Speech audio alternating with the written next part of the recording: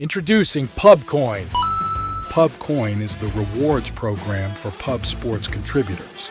Regular chat contributors share their play of the day, POD, in the YouTube chat, including the phrase POD in their message. At the end of the week, the amount of units earned are converted into PubCoins. PubCoin can be used as reward points for prizes, shop discounts, and contests. Hey, what's going on, y'all? It's Mills here, Pub Sports Radio. Do you guys want to challenge the personalities here at Pub Sports Radio? Do you guys think you're better than them at entering in your MMA predictions and picks? Would you want to get paid for it? $100? Here's how you do it, man. You sign up right here at the link below. It's just this easy. PubSportsRadio.com. Enter your email. Pick your weekly picks. That's it. Oh, and you get bonus points if you can predict how they're going to win in what round. Every single week, a new winner's getting crowned. So every Saturday on Pub Sports Radio. So come on and check us out. You can win $100 just for signing up. Only thing you need to do is see if you can beat us here at Pub Sports Radio by entering your UFC predictions and picks weekly. Do it. I dare you. See you guys soon.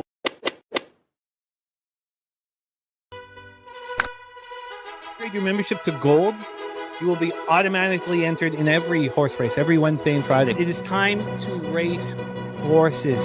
We are racing camels today. Shout out to the Gold members. We're racing in San Antonio immediately here. And we're off. 2 minutes, 74 canals on this racetrack. It's wide.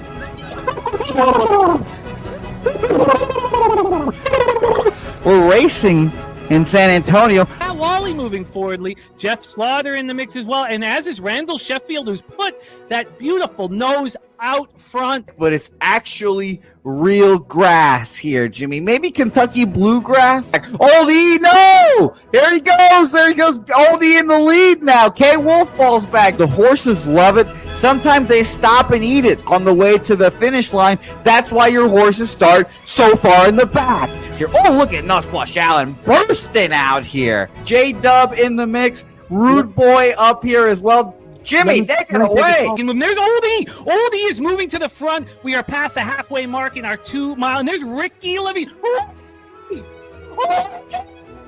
Oh my goodness, he's in the mix here. Jimmy, take it home. This is our first dog race ever. 19 seconds left in the horse race here. It's Fernando Mendoza trying to find the wire. 14 seconds left. Can Fernando Mendoza take this home? Here comes Kenny Ken.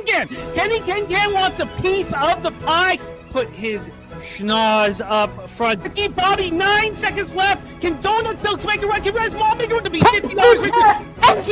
You son of a bitch! Here comes Tori Coker. Kenny Ken, Smoke and Mirrors, Director 97. Home. That is the way. Here comes Jason Meyer, the Eldorado Custodian, Billy Friedrich. Jones one all coming down to the finish. Coin!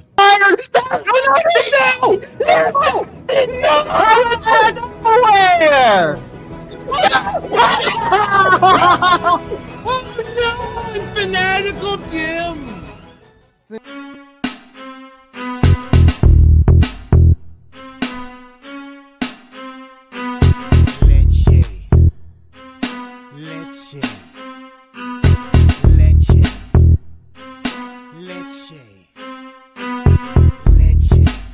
Get 'em, Jimmy, where low shack at? The bottle's getting empty, up the cracking, we stacking. Chips, all of this, what I want, plus money winners, that's what I'm on.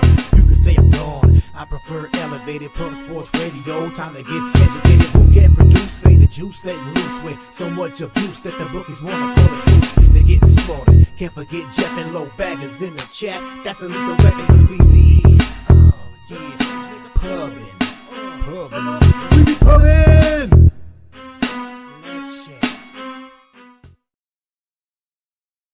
What up, cappers, gamblers, punters, hustlers, low baggers? Happy Friday, October 18th to all of you. Thank you for watching Betting with the Bag right here on Pub Sports Radio. Starting off the show, two extremely important points here. There is a lot of grief going on at the Southtown 101 right now in San Antonio. We lost a big part of the family their 20-year-old barback named Joey. It's a horrible accident, dirt bike and SUV, and his mom is part of La Tuten Chismosa, and it's just a lot of grief down there. And there's a fundraiser going on for the family.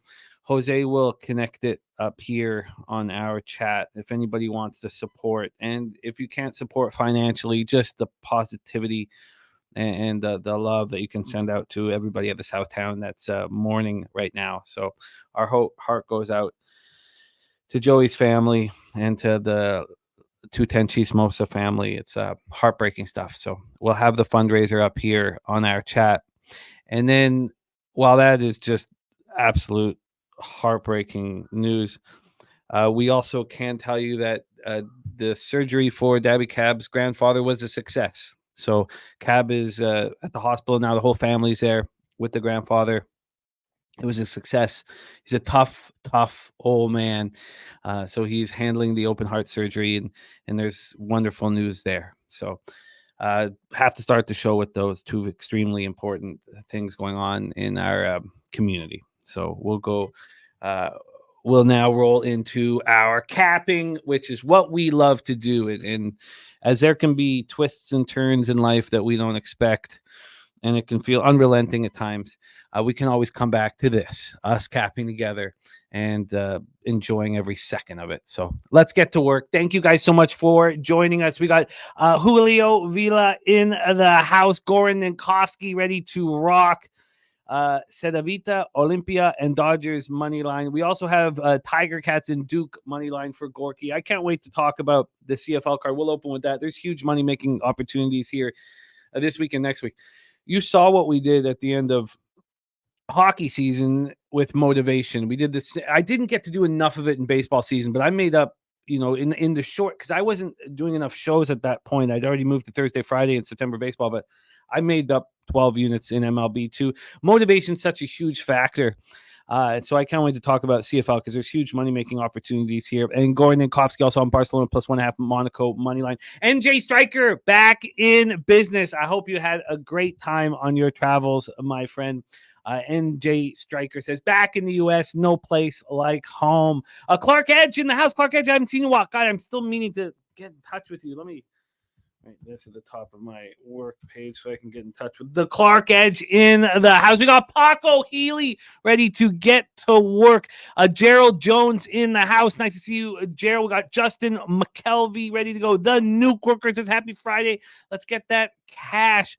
We got Run the Bronze CSL Market here in the house. New name in the chat. Nice to have you. Serious business. Jim Dewigger. We start with CFL. Did we not crush it last week, Jim? You were money in the bank, and I also played my part. Can't wait to cap with you here in a second. North Ender ready to go. Yes, it was a nice night. Broncos was as easy as we thought it was going to be. And then the Canucks took care of business in overtime, which was helpful. Very, very, very helpful. Very helpful. King Logic ready to go says Yankees game was crazy last night. By the way, shout out to our guy Ick Schnizzle, who was live in Cleveland for that spectacular baseball game last night, and he cashed everything. Guardians first 5, Guardians full game, team total over 3.5, and full game over 7.5. What a way to cash live in Cleveland. Just so dope. So shout out to our guy, Ick Schnizzle. Barry Roselle in the house. Worth it. Ready to go. Let's get to the work, my friends. We will start with the Canadian Football League. We are in the black now. It was a monster week last week. It was all extremely enjoyable. And let's go over the week that was, because I want you guys to see the plan here for this weekend, for next week, how much money there is available. With the motivation factors in line with the end of the year, not only were we taking the Elks money line, we took Elks double result. So we got the plus 105 and the plus 175 for double result. Quite comfortable cash. We also cashed the under 51.5. And then we did the same thing with the Rough Riders. We got the money line minus 120 and the double result of plus 145. So that was glorious. So we were sitting there through 5 bets up over 6 units. Now we gave back on Red Blacks plus 4.5 minus 110.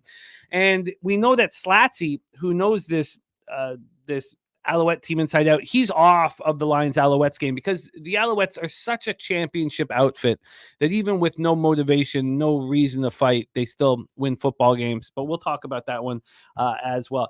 Billy Friedrich in the house. Great to see you, Billy. And 9 Legacy ready to get to work. Plays of the day, FSU Moneyline, Avalanche Moneyline, and Troy Terry to record a goal. I can't wait to talk about hockey as well. So let's get into our first game. Now, let me tell you guys a little bit about the lines coming out. I don't think I was the only one that just murked CFL last week. There was a lot of money that was made off the books in the Canadian Football League. And you could tell because they weren't putting their lines out. Monday morning, we usually get the lines. I'm scouring all day. Monday, nothing. Tuesday morning, the first thing I do, I wake up, I look for the lines. Where are the lines? They're not out. It's the longest that they've had not out. Of course, it's because they took it right in the drink hole last week, and the books don't enjoy that. Tuesday night comes around, there's still no CFL lines. Wednesday morning, the CFL lines come out, and I can't believe my eyes. I'm just staring at them like, how is this possible? What am I missing? What am I missing? The 5 or 10 minutes that I was like, what am I missing? The Argos went from -2.5 while I had it queued up to -3.5. While I had it queued up. The Ticats went from -2.5 and -110 to -120. Now, I got that in a -120. I had to take the Argos -3.5, -10. We'll get into that. And I got the Lions a -1. I took them all with the double result. And we'll go over it now. The same thing's going to happen next week. And I'll explain what we're going to be looking for because these lines changed the fastest. They were changing in front of my eyes. I got my 3.5 in on the Argos. It already moved to 4.5. We're talking minutes. There's a lot of money to be made this time of year.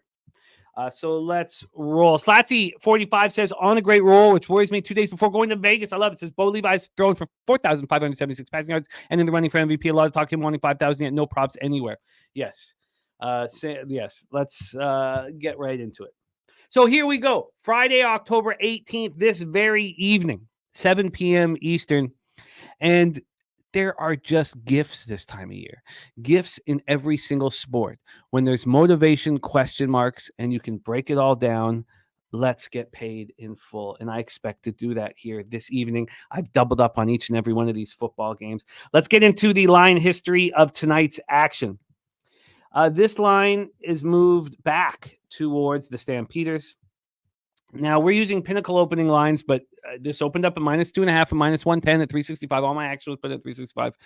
Pinnacle waited till yesterday at 7:48 p.m. So 12 hours after Bet365 had put out their lines. They opened this up at -3.5 for the Ticats. It gets up to 4. We see 4.5s on the board. Now it's back to 3.5. So there was a move back to the Stampeders. And, you know, maybe it had gone too far in the eyes of some cappers. This total is at 50.5. This opened up at 51.5. It's dropped a point to 50.5.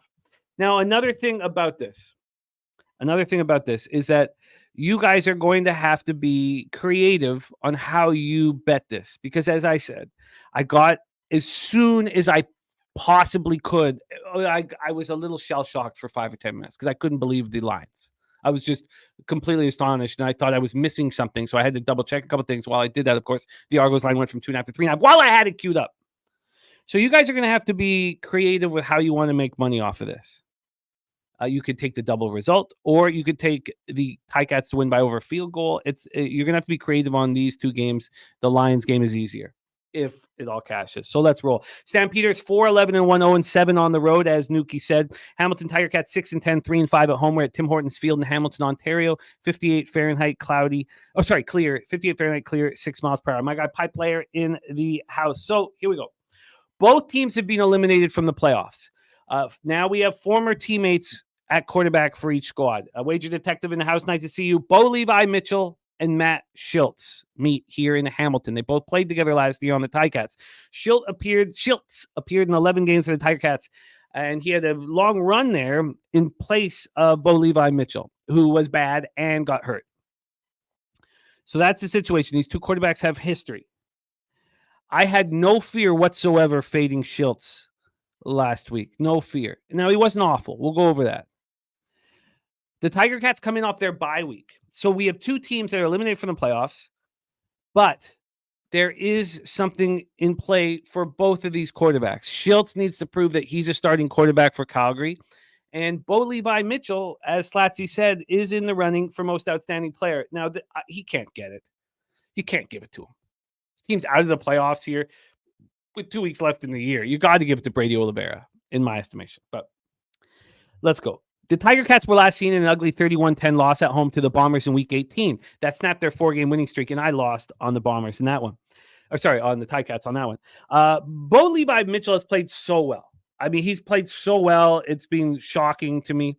But he came back to earth in that one. I don't think he's a great quarterback. He went 15-28 for 217 yards, no touchdowns, 2 interceptions. So he's trying to cement his case for most outstanding player. Leads the league and all quarterbacks with 4,576 yards and 26 touchdowns. They can't give it to no wager tech. My strongest call was the Canucks. But Lightning, I'm glad you cashed. The Canucks was my call of the day. I thought, but I wasn't that right because they won in overtime. But we'll move on. This Tiger, so listen to some of these angles here if you want to join me. They got nothing out of their running game. They combined to go for 30 yards on 10 carries versus the Bombers. Now, they only had 12 first downs in the whole game. That will change. Greg Bell is returning from injury. He's been great this year, 5.9 yards per carry. This is a huge angle in this game because the Stamps' run defense is the worst in the league. They allow 122.3 yards per game. Tim White. So here we have Greg Bell coming back from injury, wanting to show out. We have Bo Levi Mitchell, the quarterback, wanting to cement his case for most outstanding player. We have Tim White, the most talented, arguably, but we think the most talented wide receiver in the league. He needs 2 yards to reach 1,000 for his third straight season. Shamar Bridges is out with a quad injury. They're great rookie. And Steve Dunbar Jr. is taking on a larger role as the second option. So Tim White wants to have a big game here. The Ticats lead the league in yards per game, 387.1 in yards per play. Now, the secondary for the Stamps is pretty good, surprising to say. They allow 269.1 yards per game. Now, part of that is the fact that they're losing in most of the games, and the teams are running the ball and running the clock on them late. But this secondary is being better than we expected. There's no doubt about it. DeMario Houston and Trey Robertson, we know they're solid, but Tyler Richardson and Ben LeBros have come on and done a nice job.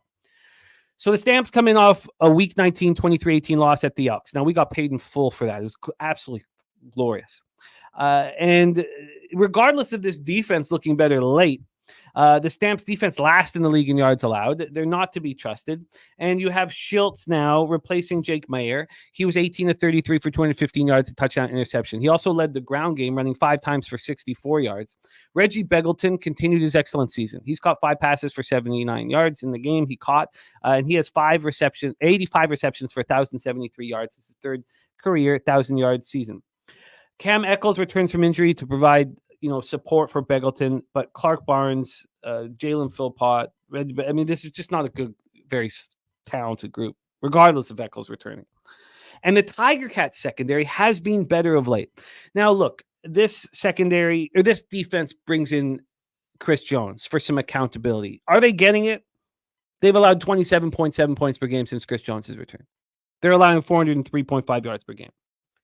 I still think it's slightly better than it was before Chris Jones was there. And these guys are fighting for jobs next year.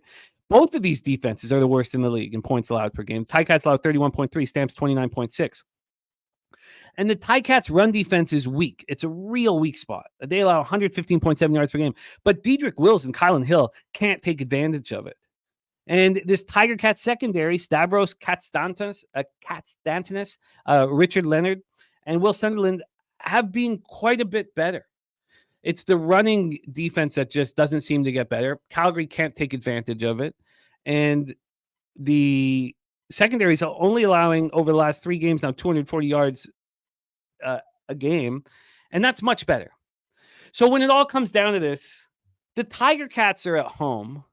And they have, even though neither team has any reason to try and win this game, they have reason. They're at home in front of their fans. Their quarterback's going for most outstanding player. Their star wide receiver needs a catch for 1,000. He's going to want more than that. They have Greg Bell returning. I'm on the Tiger Cats minus 2.5 and minus 120. I'm on the Tiger Cats double result at plus 120. There we go. Let's roll on. Wow, Slats, you got Oliveira at 16-1. Ooh-wee. Ooh-wee. That's beautiful. That's ooh-wee. I'll be cheering heavy for that. Wow. All right, Dutch Boy Fresh in the house says last night was the start of a big weekend. For those of you who don't know, it's Dutch's birthday tomorrow. It's a big milestone birthday for our guy. Shout out to Dutch Boy Fresh. Thank you for rocking with us, man. Getting to cash on your football team was nice. It was a nice treat. Nice treat. All right, we roll on. Tiger Cats minus 2.5. Tiger Cats double result at plus 120. Now those lines have changed. Obviously. Let me just give the Tiger Cats double result right now. So it's back to 3.5 here, which is fine. The double result is now even money. So, I mean, it's not that much different than what I was getting. All right, we roll on to the next spot on the board, Saturday, October 19th.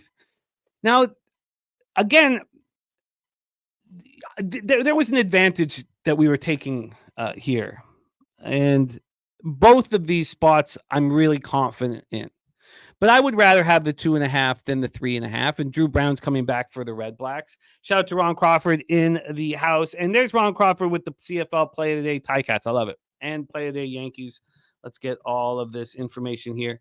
We do have Sharpie joining us for MLB as our guy Dabby Cab with his grandfather at the hospital. And it's all good news there. It was successful open heart surgery. Very scary stuff. And it was successful. So let's get that here. And then we have Ron Crawford on the Ticats Play of the Day. Okay, we roll on. So let's talk about the Argo spot. So yes, the only thing that makes me a little bit nervous is that Drew Brown is back for the Red Blacks and they need him desperately. But let's talk about edges and angles here. I'm on the Argos minus 3.5 but minus 110. I can't believe that it changed while I was making the bet. I just thought I couldn't believe the 2.5. I was astonished by the 2.5. There's my guy Sweaty Butcher in the house and Jay Peasy as well. Our guys ready to rock. Red Blacks, Argonauts, BMO Field, Toronto, Ontario. I'm on the Argos minus 3.5. I'm on the Argos double result at plus 105, 60 Fahrenheit, sunny, 6 mile per hour winds. Let's get into the line history here for this one. We'll start with this total. It's at 49.5. It's minus 112 to the over. There's been 4 cents of movement towards the over. And then on the spread, the Argos are minus 4.5 at minus 110. Looks like a 5 could be on the way. Again, that it was 2.5 when it opened at 365. It moved to 3.5 within probably 6 or 7 minutes. This opened up at night at Pinnacle at 4.5 minus 107. So it hasn't moved off that 4.5. Let's go. This is a huge football game.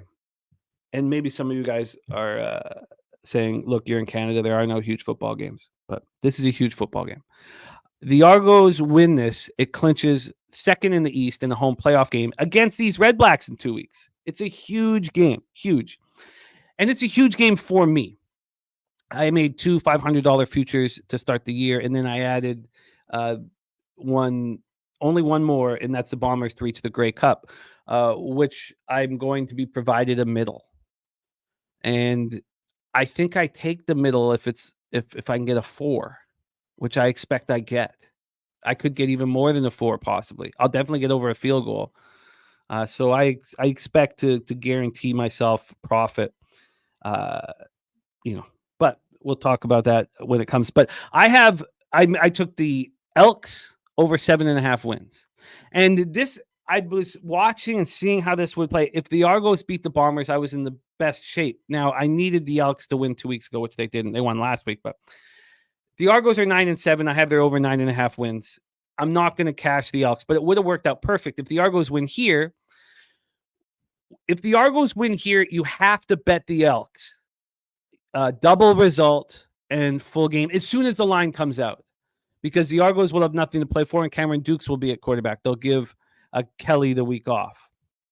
So let's roll here. Joe Todero, planted flag fighter, 14-3.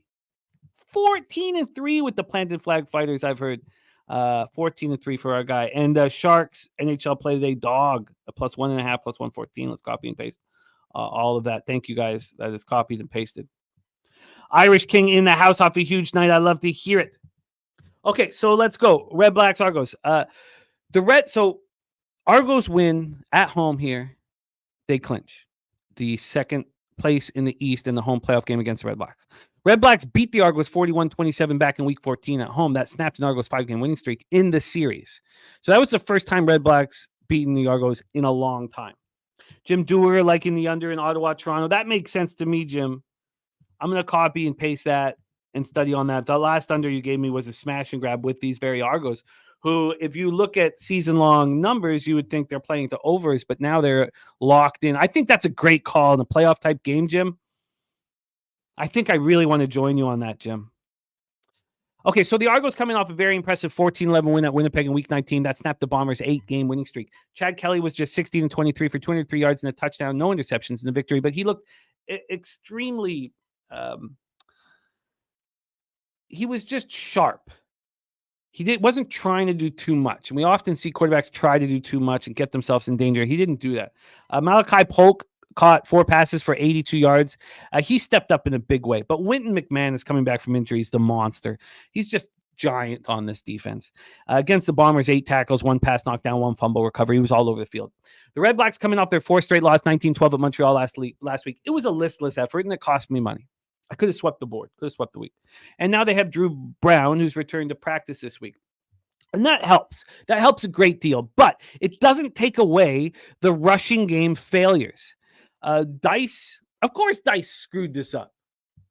He might be too nice of a guy to be a coach. You need to have a bit of an edge in you. And then with his nice guy, he cuts Rocky Armstead.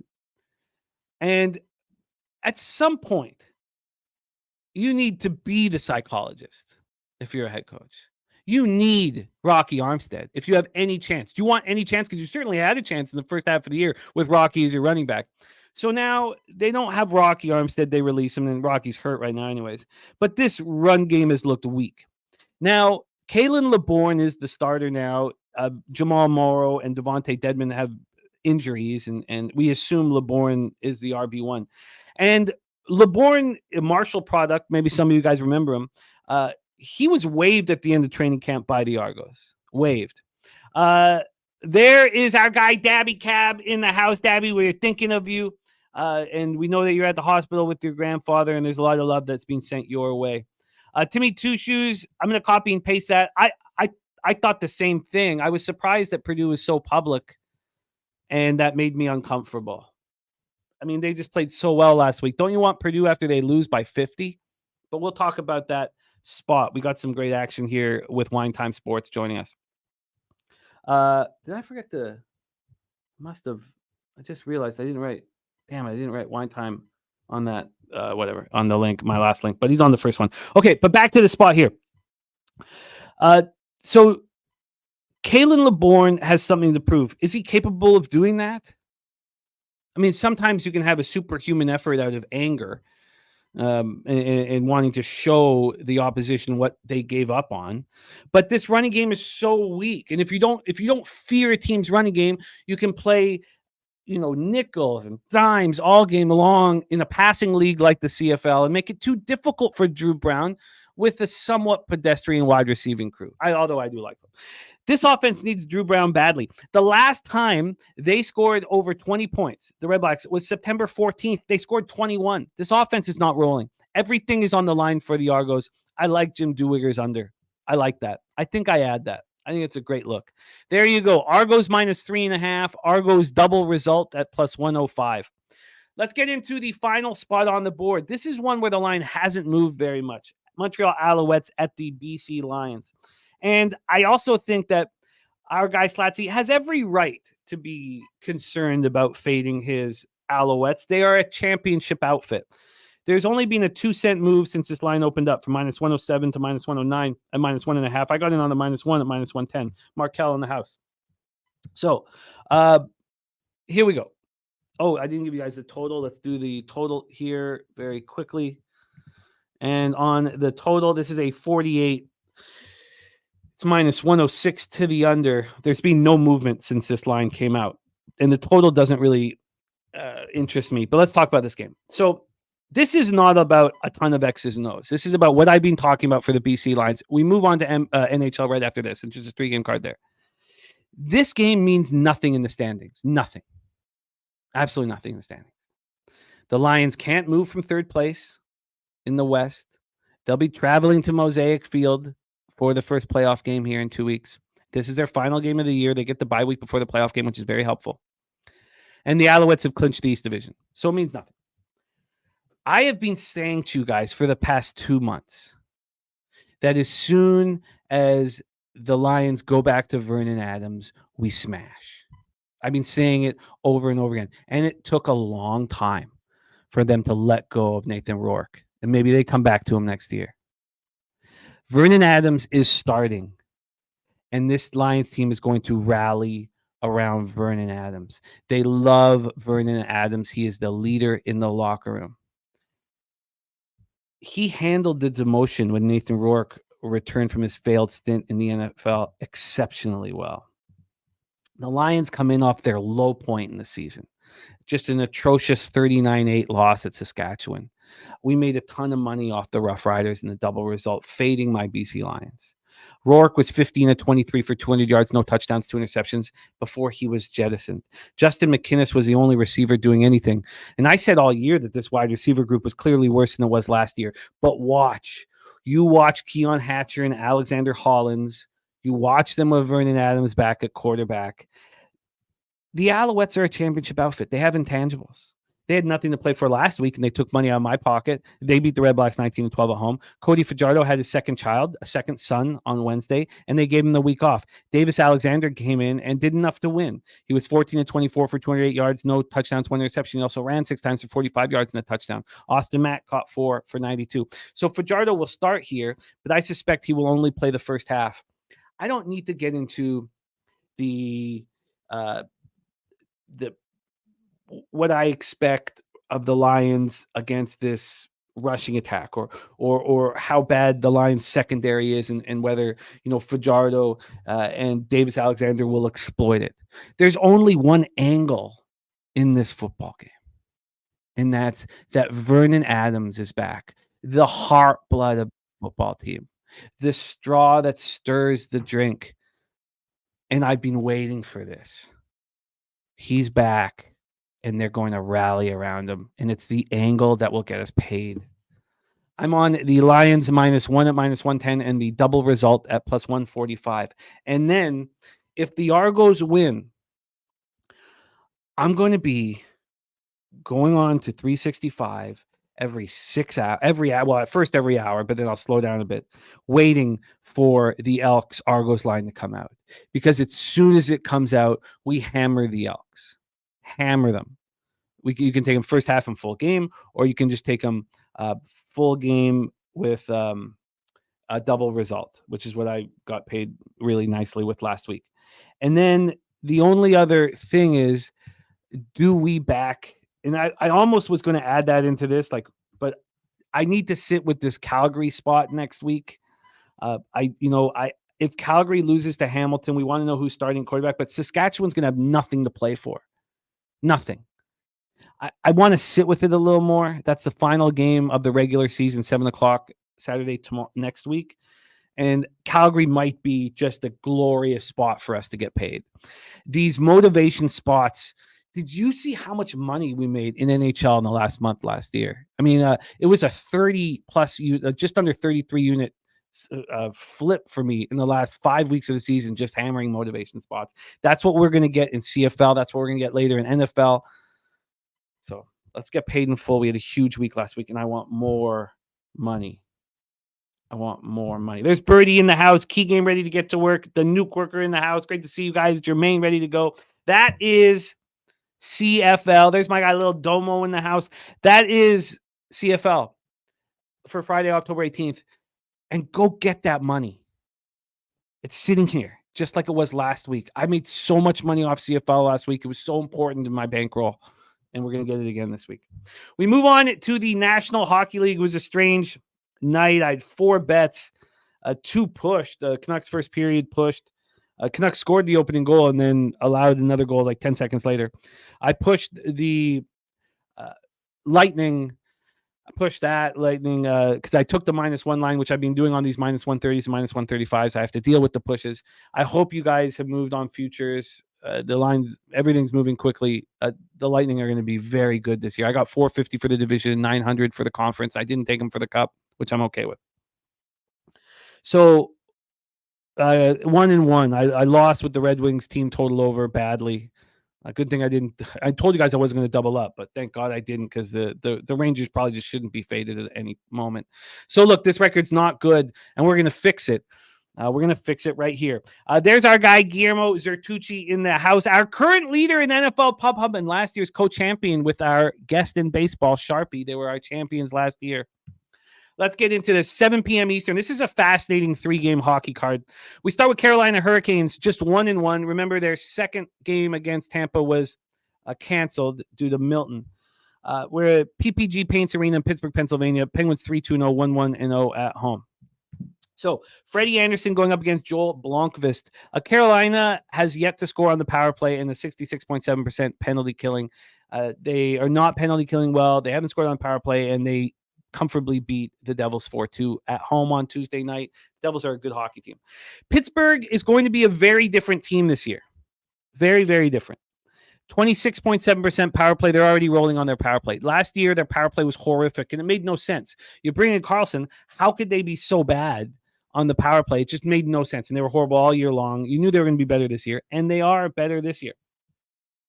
So let's roll here. We have Anderson versus Blomqvist. Blomqvist is the kid who's not going to be there for long because Nedeljkovic was activated off the injured reserve yesterday. He's been assigned to Wilkes-Barre, Scranton on a conditioning assignment. He's either going to play against Lehigh Valley tonight or Saturday. We don't know. Friday or Saturday. And then he's going to be back. And they need him back as soon as possible because Tristan Jarry looks horrific. And you don't want Blomqvist in there. But now you could say that Blomqvist here, with the knowledge that he's about to be sent back, is going to play free and play his best hockey. And he's been better than Tristan Jarry. That's fair. But the angle in this one is the Penguins come off a truly magical hockey game. A 6-5 overtime win at home versus Sabres on Wednesday night. Crosby scores his 1,600th point. Only 10 players in the NHL history have scored 1,600 points. Malkin scores his 500th goal. Crosby scores the overtime winner. It was madness. It was mayhem. But it doesn't stop how bad this team looks defensively, and that we should probably be betting overs in all these Penguins games. In saying that, I don't know if the Hurricanes, a perennial under squad, they're a little different this year, but they're still coached by Rod Brindamore, who's expects accountability defensively. I don't know if you want to move on the over in this one, just because the Penguins aren't going to get the opportunities that they got. Against that weak Sabre squad. We just watched the Blue Jackets put 6 goals on them. And I also don't really want to complicate things. I just want to get paid. So Carolina is now -161. They opened up -140. We have a 21-cent move towards them. I got in on the -1 line. At the time, it was a 1 cent worse -1 line at 365 than it was at Pinnacle, so I just sent it in at 365. I got -150 on the money line and plus 175 on the puck line. It gave me a -1 line of plus 110. And I think Carolina goes into Pittsburgh and takes care of business. Now this total opened up at 6.5 plus 101 to the over. This got up to plus 105 to the over. There has been a slight move towards the under. And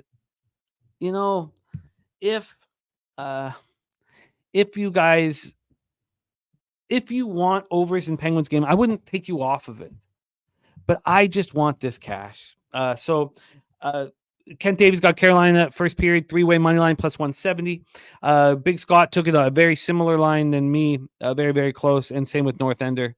Big Scott on the -1 at plus 100. I got the plus 110, not much of a difference. So with all that being said, the Hurricanes was a spot that I liked so much that I got off of betting the over in this one, and I got off of betting an under in our next game and an over in Anaheim, Colorado. And maybe this changes.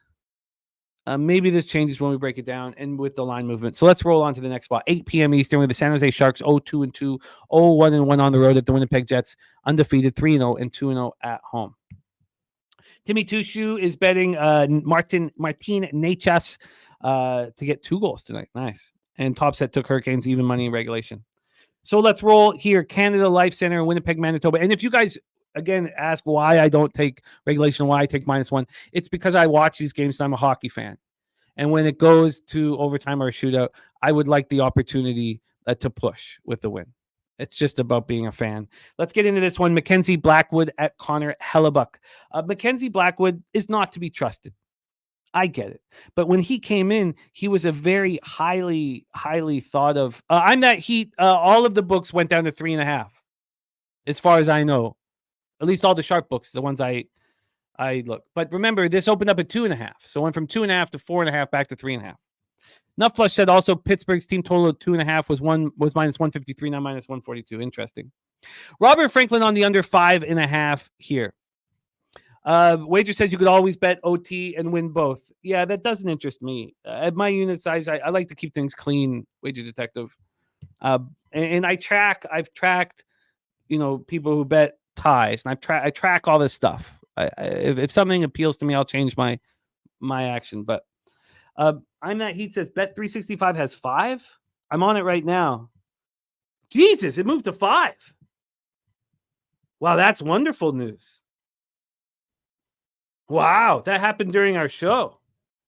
Well, that's fantastic. That is spectacular news. Wow. I like it. I like it very much. I got a 2.5. Okay, so here we go. Sharks, Jets, Blackwood, Hellebuck. Hellebuck's been spectacular, as we expected. This Jets defense has been so good. The Jets have played... where is it here? How did I not have it here? But the Jets have allowed, 3 goals? 3 goals? I mean, they're just playing so well. And they're so accountable defensively. They have yet to allow a power play goal, 100% penalty killing. Their power plays at 42.9%. But they've won each of their last games 2-1. Now, as talking, we go over what's working, what's not working. The same thing hurts me every year in NHL. And I have this sickness that I still want to bet it. And that's any total at -125, whether it be over or under. My ROI is terrible with it. And why wouldn't it be? I mean, why am I going to put myself in a situation where I need to hit like 57.5% to turn a profit? It's just not going to work if you're a volume better in the long run. This total opened up at 5.5 and went up to 6. And I could have got the under 6 at -125. And I was telling myself, don't do it. My head was saying, don't do it. But my hand wanted to make the bet. I wanted the action under 6 here. The Sharks on the second half of back-to-back, and they've been more accountable defensively than we thought. They lose 4-2 at the Blackhawks last night. And they played the last 3 games without Max Celebrini. They've scored 4 goals total in those games. Those 3 games that they played without Max Celebrini, they scored 4 goals. They scored 4 goals in the 1 game Mac played. They hope to get both Marc-Edouard Vlasic and Logan Couture back next week. Let's get into the line history on this one. This is back to a 6. It got back up to a 6. Why is this going from 5.5 to 6, from 5.5 to 6? Why are Sharps hammering the over 5.5 here? Is it because the second half of the back-to-back for the Sharks with travel, are their legs going to be heavy? Are they going to be able to back check the same way? Because their defense certainly aren't going to take risks. Why is it doing that? It's just, it is a tricky spot here for me watching it keep. Now I can get a better line on the under 6 than I could the whole entire time. So JP just says versus Blackhawks, Jets showed me they play down to the they do. They play down to their level of competition. They get up for big games. And that came into my thought too, JPZ, because I was like, are the Jets really going to be as stringent defensively as they were in their last 2 hockey games? I couldn't, who cares that the Sharks are coming in town on Friday night? How many people are going to be in attendance? You'd think Friday nights would be packed. Chicago and Minnesota Wild, whom they beat 2-1 overtime, those are rivalry cities for Winnipeg. They're the 2 closest big American cities to Winnipeg. And there's a huge rivalry between those two squads. So they were extremely thoughtful defensively, like they were at Edmonton, the favorites to win the Stanley Cup. Now the Sharks come to town. If I was just firing away at the board, which, I'd be known to do, I'd be on the under 6 here. Why are they giving it to me?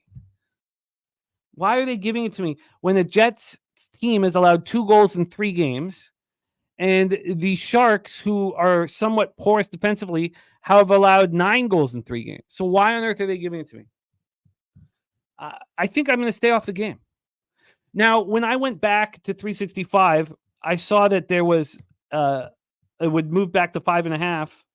Now it's about to be 6. There's been a 5-cent move to the over at 5.5. So someone is hammering the over at 5.5, and the books are respecting it. Remo says maybe because Hellebuck isn't playing. Yeah, that could be exactly it, Rem. I mean, he's listed as the starter, but you're absolutely right. That could very much. Oh, Hellebuck is confirmed. Okay. So, look, smoke and mirrors, they were monsters, my man. Monsters, you're Hokies. So, look, I'm going to be off of this.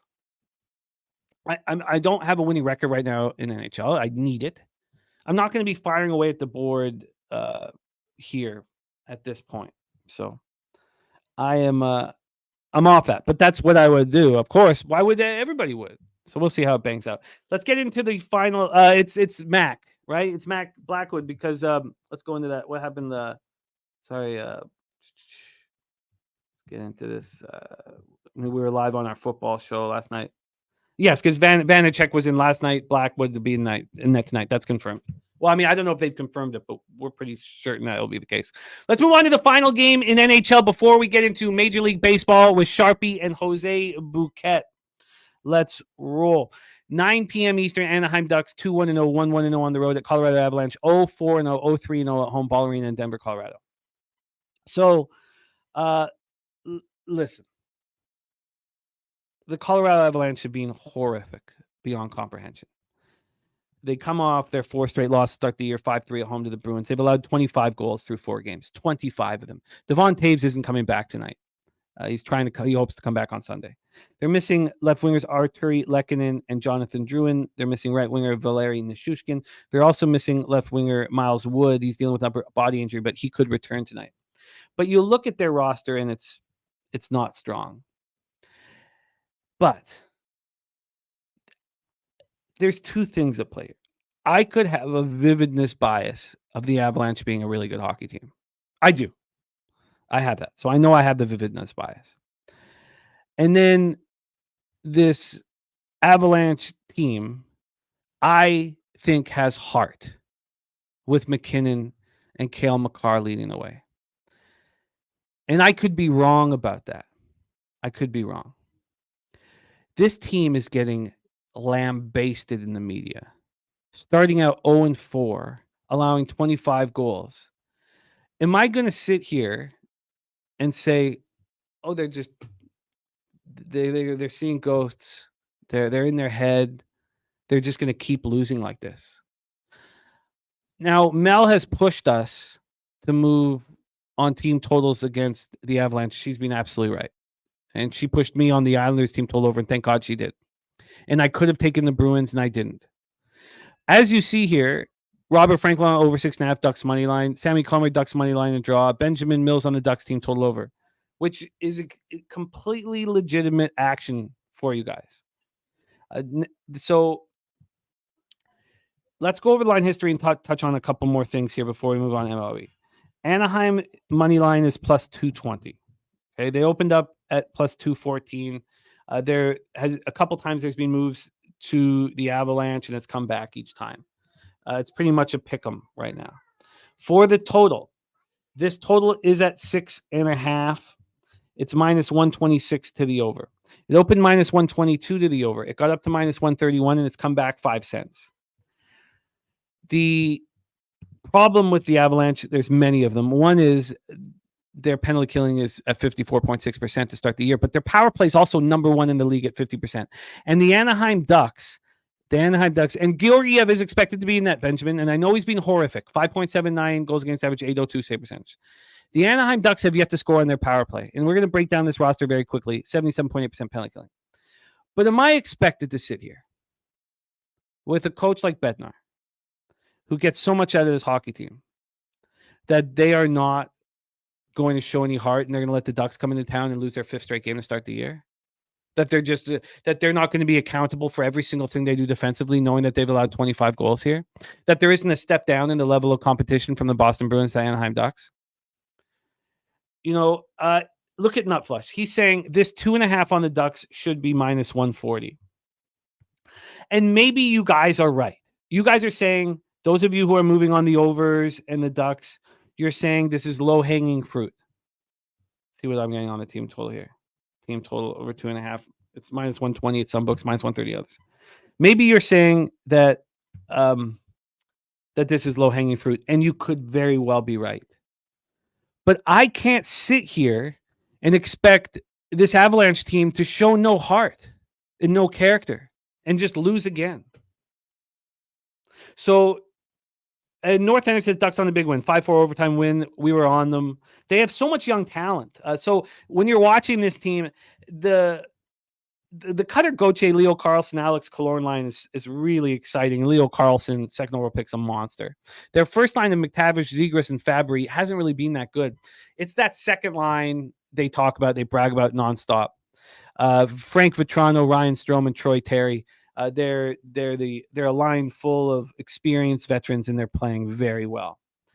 And Radko Gudas, he was mic'd up last game. It was fun hearing him. He's the captain, and look, they're a really good young team. I want to bet them all the time. But I'd like to bet them when it's a lazy situation for the favorite. And here you have the whole world against the Avalanche. And if you're going to sit there and say this team has no heart, their goalie's horrific, they have no character. Now, look, I'm not going to bet Colorado, but I decided not to fade them and not to bet the over. And if it's low-hanging fruit, I will applaud for you guys. But 25 goals through 4 games, I just don't want to be late to the party and early for the funeral. Nutflush says this team total over for the Avs. Say it's 5-2 Avs spot. Action Jackson says Ducks are nothing. Look, that's all fair. I'm just not going to do it. I'm not going to do it. So I'm only in NHL on the -1. And sometimes when there's on the Hurricanes, and sometimes when there's a 3-game slate, you want to have action on all of it. I want to have action. I want the under 6 in Sharks Jets. I want the Ducks team total over in the Ducks money line. But I cannot sit back and expect this team just to be a bunch of schmucks, cost their coach a job, make Joe Sakic question everything he's doing. So, and look, Dominic Merrow taking the under 6.5. Nutflush says Avs win this game. Every other time the Ducks are going to come to town, the team they're playing against, if it's a good hockey team, is going to overlook them, and they're going to be a great bet, and I can't wait to bet them. But here, the Avalanche opening, they're 0-3 at home in about 25 goals over their 4 games. So, okay, so there you go. Only the Hurricanes -1 for me, and that is our NHL breakdown. So, to me, right now, I'm 2-0 in NFL this week. I only have 2 other bets, and I would like to add to NFL, but the CFL is where I'm getting my money, and I want a lot of it. And then I'm going to cap tomorrow night's card in NHL. I'll do that tonight. So that will be the one thing, if you follow me on X, I'll put out. I'll bet NHL every day, all year. All right, that is Canadian football and NHL hockey. Thank you guys for rocking with me. And it is time to talk Major League Baseball. What a night of baseball we had last night. Steven Fehrenbach in the house. Steve saying, I can't stop watching Guardians highlights on repeat. I need an injection of that Noel home run. Greatest sports moment for me since the Cavs championship. Oh, I love it. And I love knowing that Schnizzle was there. And I love that downtown stadium that you guys have. And I love when you keep the lights on. I love the bars all around that area. I had a great time in Cleveland. Only been there once. I went to see LeBron. It was cheaper for me to drive down to Cleveland, get a hotel room, and watch LeBron than it was to get a ticket in Toronto to watch LeBron. Now things will change this year because the Raptors are horrific. Which game, my dude? Because the money line really hasn't moved at Pinnacle, and the total hasn't. There really has been no movement here. Jermaine, I will cheer for you, man. Ducks money line, Sharks +1.5, Carolina -1.5. I will cheer for you, my man. Action Jackson says Avs were supposed to manhandle Columbus. No, I get it. Look, Nuclear went to the Rock and Roll Hall of Fame. I probably should have. I didn't. But when we break down these games, I'm telling you my edge and my action. I'm not selling you nothing, and I want you guys to get paid, and I want to succeed badly. So that's all it is. All right, it's time to go on to Major League Baseball. Let's bring on my co-host here on Betting with the Bag, the star of all things baseball here on the channel. And we got 2 giant baseball games here. And I haven't bet baseball now since I got crushed. When was that? That was at some point last week. So I think I'm ready to dip my toe back in. Please welcome from San Antonio, Texas, home of the Alamo Card Show, where we will have a booth. Anybody looking in the Texas area for sports cards and shoe memorabilia, everything, go to the Alamo Card Show and say what up to Jose, who will be live there. So will Jeff Slaughter will be there as well. Please, and if you're looking for a booth, hit that email. Can you put that email back up once more here? The email, hit that email at the bottom of the screen there to get yourself a table if you want to sell cards. Please welcome from San Antonio, Texas, our friend Jose Bouquet. Jose, how are you? Jimmy, I'm doing well. What's up? Did you just see a ghost? A ghost of your past? A 2-time Pro Bowl quarterback? A Heisman Trophy winner? Are you Mark Sanchez? Maxwell Award winner? A first-round pick? A man that you're told your father told you to never talk to? You're Bernie Kosar? Yeah, of course. Come on. You should be wearing a Browns uniform. Well, I don't have one, actually. And you know what? I'm not going to lie. I also read off Vinny Testaverde's things because that was the Miami quarterback I thought you were talking about. But yeah, I'm Bernie Kosar. He says Kosar never played for the Jets. He's Yeah, trying to bring back I definitely thought it was Vinny Testaverde. But it's fine. It's fine. We're here, and it doesn't matter. Yes, sorry, I'm going to answer my dude again here. My dude, yes, there has not been a move on the total or the side, my dude. Oh, we just lost Jose. Maybe it's a quick change time. But yes, there's not been a move, my dude, towards either team. There's been times where there has been a move towards the Avalanche. Right now, there's been a 2 cents of movement from -250 to -252. Oh, now, okay. I see. I came prepared. I knew it was a Miami quarterback. Come on. Saturated was thinking Whoopi Goldberg. Close. Yeah. Close. But yeah, I mean, come on. I am now Super Bowl champion, Pro Bowler, national champion. Everyone knows Billy about Frieda Big says Bernie. Little Orphan Annie. I did think there was some Annie there. Well, I could sing some Annie for everyone, We'll pass. Christopher Comentini thought he was Carrot Top. Wow, that would just be funny. But no, I mean, come on. This is a ghost of your past, Jimmy. That's why I saw your eyes get big. I was like, oh, of course. I'm impressed. I am impressed. And the Whoopi Goldberg reference, I only use when I talk about Lil Wayne. Fair. I think there's a little Whoopi and Lil Wayne. But let's get to work. Here we got 2 giant baseball games. It's time to bring on the star of the Odds Bunch YouTube channel. All he did was sweep the board yesterday in MLB. I hope you guys rolled with him. He also gave it again out on our football live stream.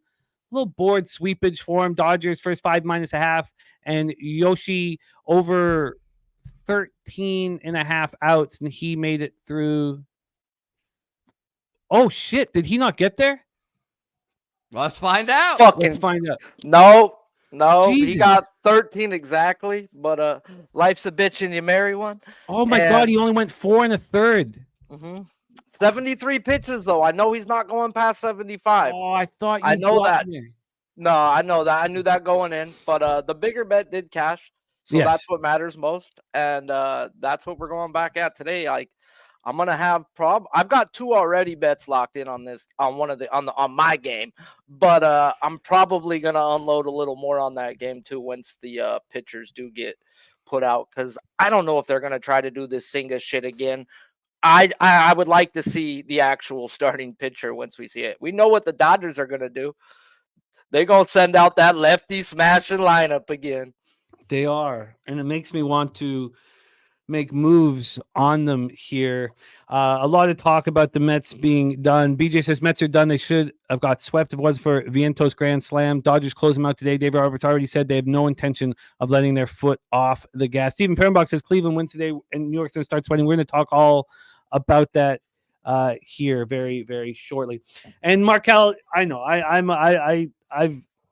there was a time in my life where I didn't think, Cash Money, Lil Wayne, I wasn't I'm a much bigger fan of him now, and I've stopped making the Whoopi Goldberg references towards him.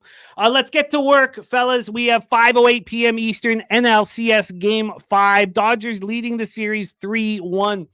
Dodgers 98-64, 46-35 on the road in the regular season. These Mets were 46-35 at home in the regular season. We're at Citi Field in Queens, New York. Let's get to the weather to get us started here for the first one. Of course, these games have flipped from yesterday. 66 Fahrenheit in New York, 8 miles per hour in, and it starts dying off. It goes down to 5.4, so it's not that big of a deal. Let's get into the line history here for this one and the cash flow. Over to line history. This will just take me a second to get back to MLB. And here we go. These are the pinnacle line moves for Flaherty versus Peterson. We have the Dodgers at minus 127. They opened up at minus 131. A little surprised that the market wasn't moving towards the Dodgers. Now, when this opened up at midnight, 12:08 a.m., minus 131, it got up to minus 141 at 5 in the morning. But that was the high water mark. It came back down to minus 130. Not only that, but it came all the way down to minus 123, 9:39 this morning, which is a surprise. Now it's just minus 127, so we have 4 cents of movement towards the Metropolitans. From a total perspective, we have a 7.5, and it is juiced to the under, minus 116. This opened up at 7, and it dropped 7.5, and it dropped to 7 at 1 this morning. It stayed there for just 45 minutes before it came back up to the 7.5. But if you want the over 7.5, it's plus 103, which does throw me for a bit of a loop, and we'll let our experts speak on that. Let's get to the public betting here for this one. We have the Dodgers with 84% of the tickets and 76% of cash, and the line's not moving towards them. On the total, we have 84% of tickets and 69% of cash on the over. It's not moving towards the over. Earl Sports Bets in the house is going down with the ship.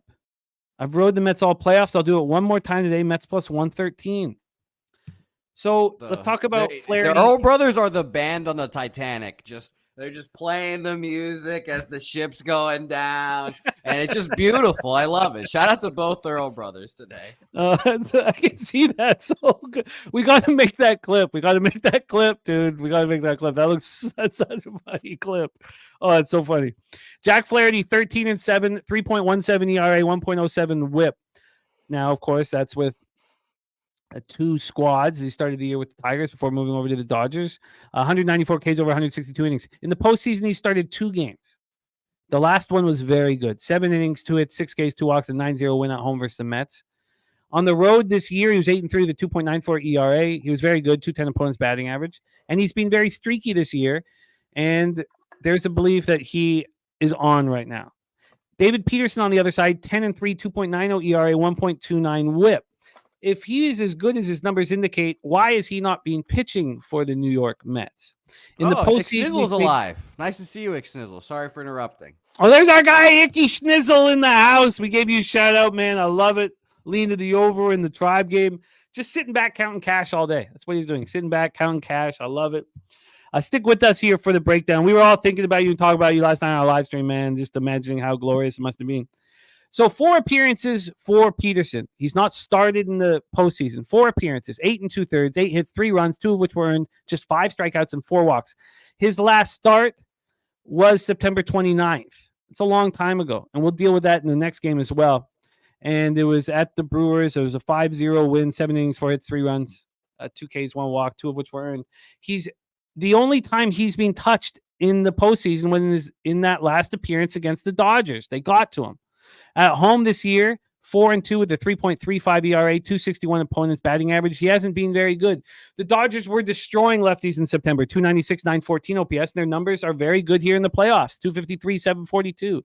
The Mets versus righties were non-existent in September, despite all of their wins, 221, 659 OPS, and they've been even worse in the postseason, 207, 628 OPS. The Dodgers bullpen was pretty good in September, 3.51, 1.22. In the postseason, they've been great, 2.45, 1.18. The Mets bullpen was bad in September, 4.23 ERA, 1.19 whip.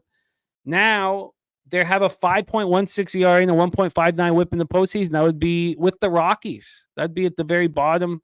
That'd be with the White Sox, because the Rockies bullpen started pitching well in September. I mean, it would just be the White Sox and them with that kind of those numbers. So here we go. Sharpie, start out this one, and then Jose will start the Yankees one. Sharpie, take it away. Thank you guys so much for joining us here on Betting with the Bag. We have NLCS Game 5 action. Sharpie, the floor is yours. Let's get it. Flaherty versus Peterson in a closeout spot with the Dodgers up 3-1 in the series. And we couldn't ask for a better situation for the bet that we do have in this game. As you should already know how I'm betting this. We have a team up in the series with an ace on the bump. Now, the better situation is, we talked about it, Yoshi's on a pitch count. He only went 4.1 innings. They only let Buehler see the lineup 2 times through, so he didn't go 5. And then we had a bullpen game the day before. They need Jack to go long, and they will leave him out there if he does have a little hiccup. They need him to, guys. It is what it is. So my biggest bet is on Flaherty's outs over 16.5 at -110.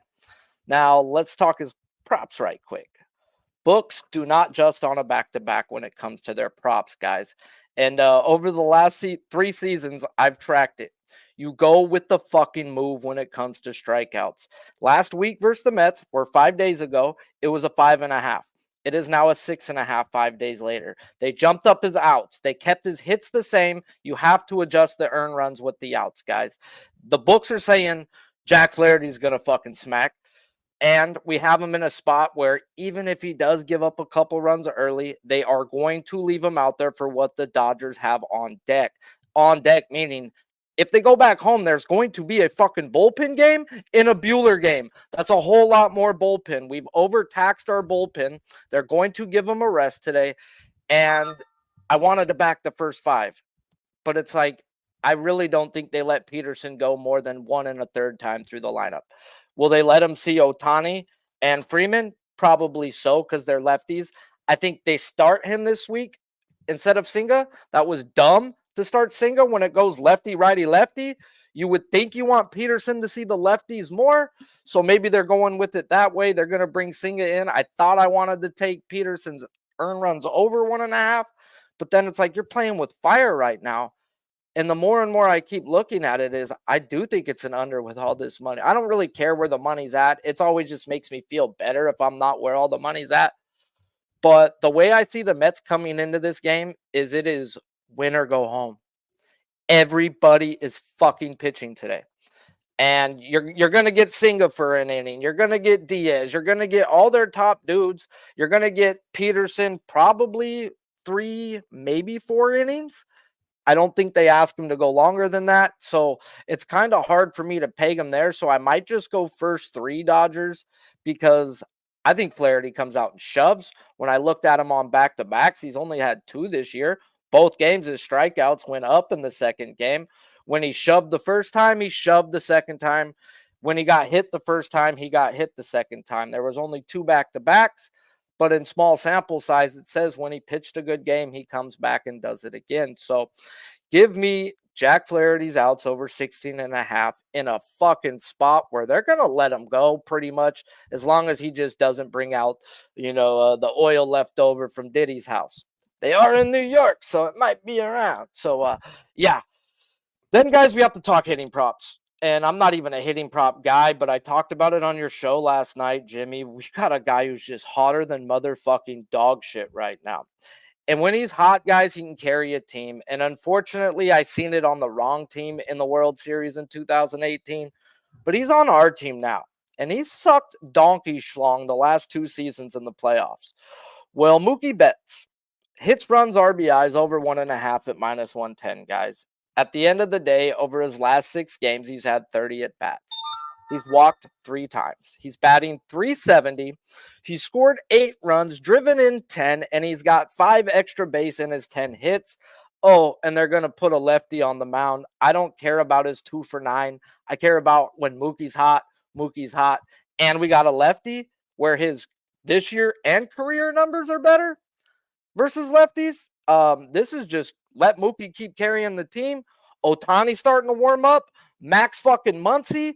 Oh, and I didn't even tell you, we talked about it yesterday, so I mean, I really shouldn't have to say it again, but our 5 best hitters versus lefties are not named Ohtani or Freeman. So once again, we've got a deadly ass lineup. Peterson needs you to fucking chase. He's bad at zone contact. He's bad at chase. He's not as bad as Quintana, but he's still worse than league average. The Dodgers don't fucking chase. 31 walks in 4 games. Go through their metrics. 8 of the 9 are better than league average. 1 is league average when it comes to chase. They're a very patient team, and 6 of the 9 are league average or better at making contact in the zone. So I don't think they let Peterson go more than 1 and a third time through the lineup if he's not getting popped. So it's hard for me to take the first 5. So I may end up on that Dodgers first 3. But then again, it's like, dude, you're playing with fire. How long is Peterson out there? Is he not just out there for the first inning?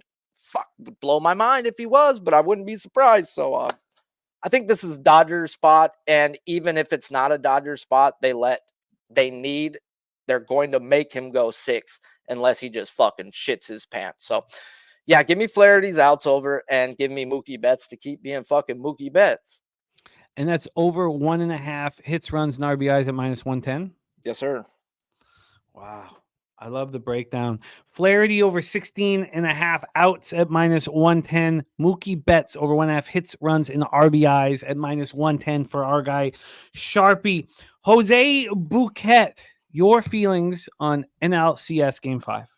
Yeah, I'll keep it short. I have no action on it, but Sharpie, I'm on the bandwagon now. Andre Ethier, Vin Scully, Matt Kemp, Yasiel Puig. We're doing it all for them. Cody Bellinger. Let's go, Dodgers. Come on. We cannot let this happen in New York. Dodgers, Dodgers, Dodgers. I'm all in. I'm with you guys. Guillermo.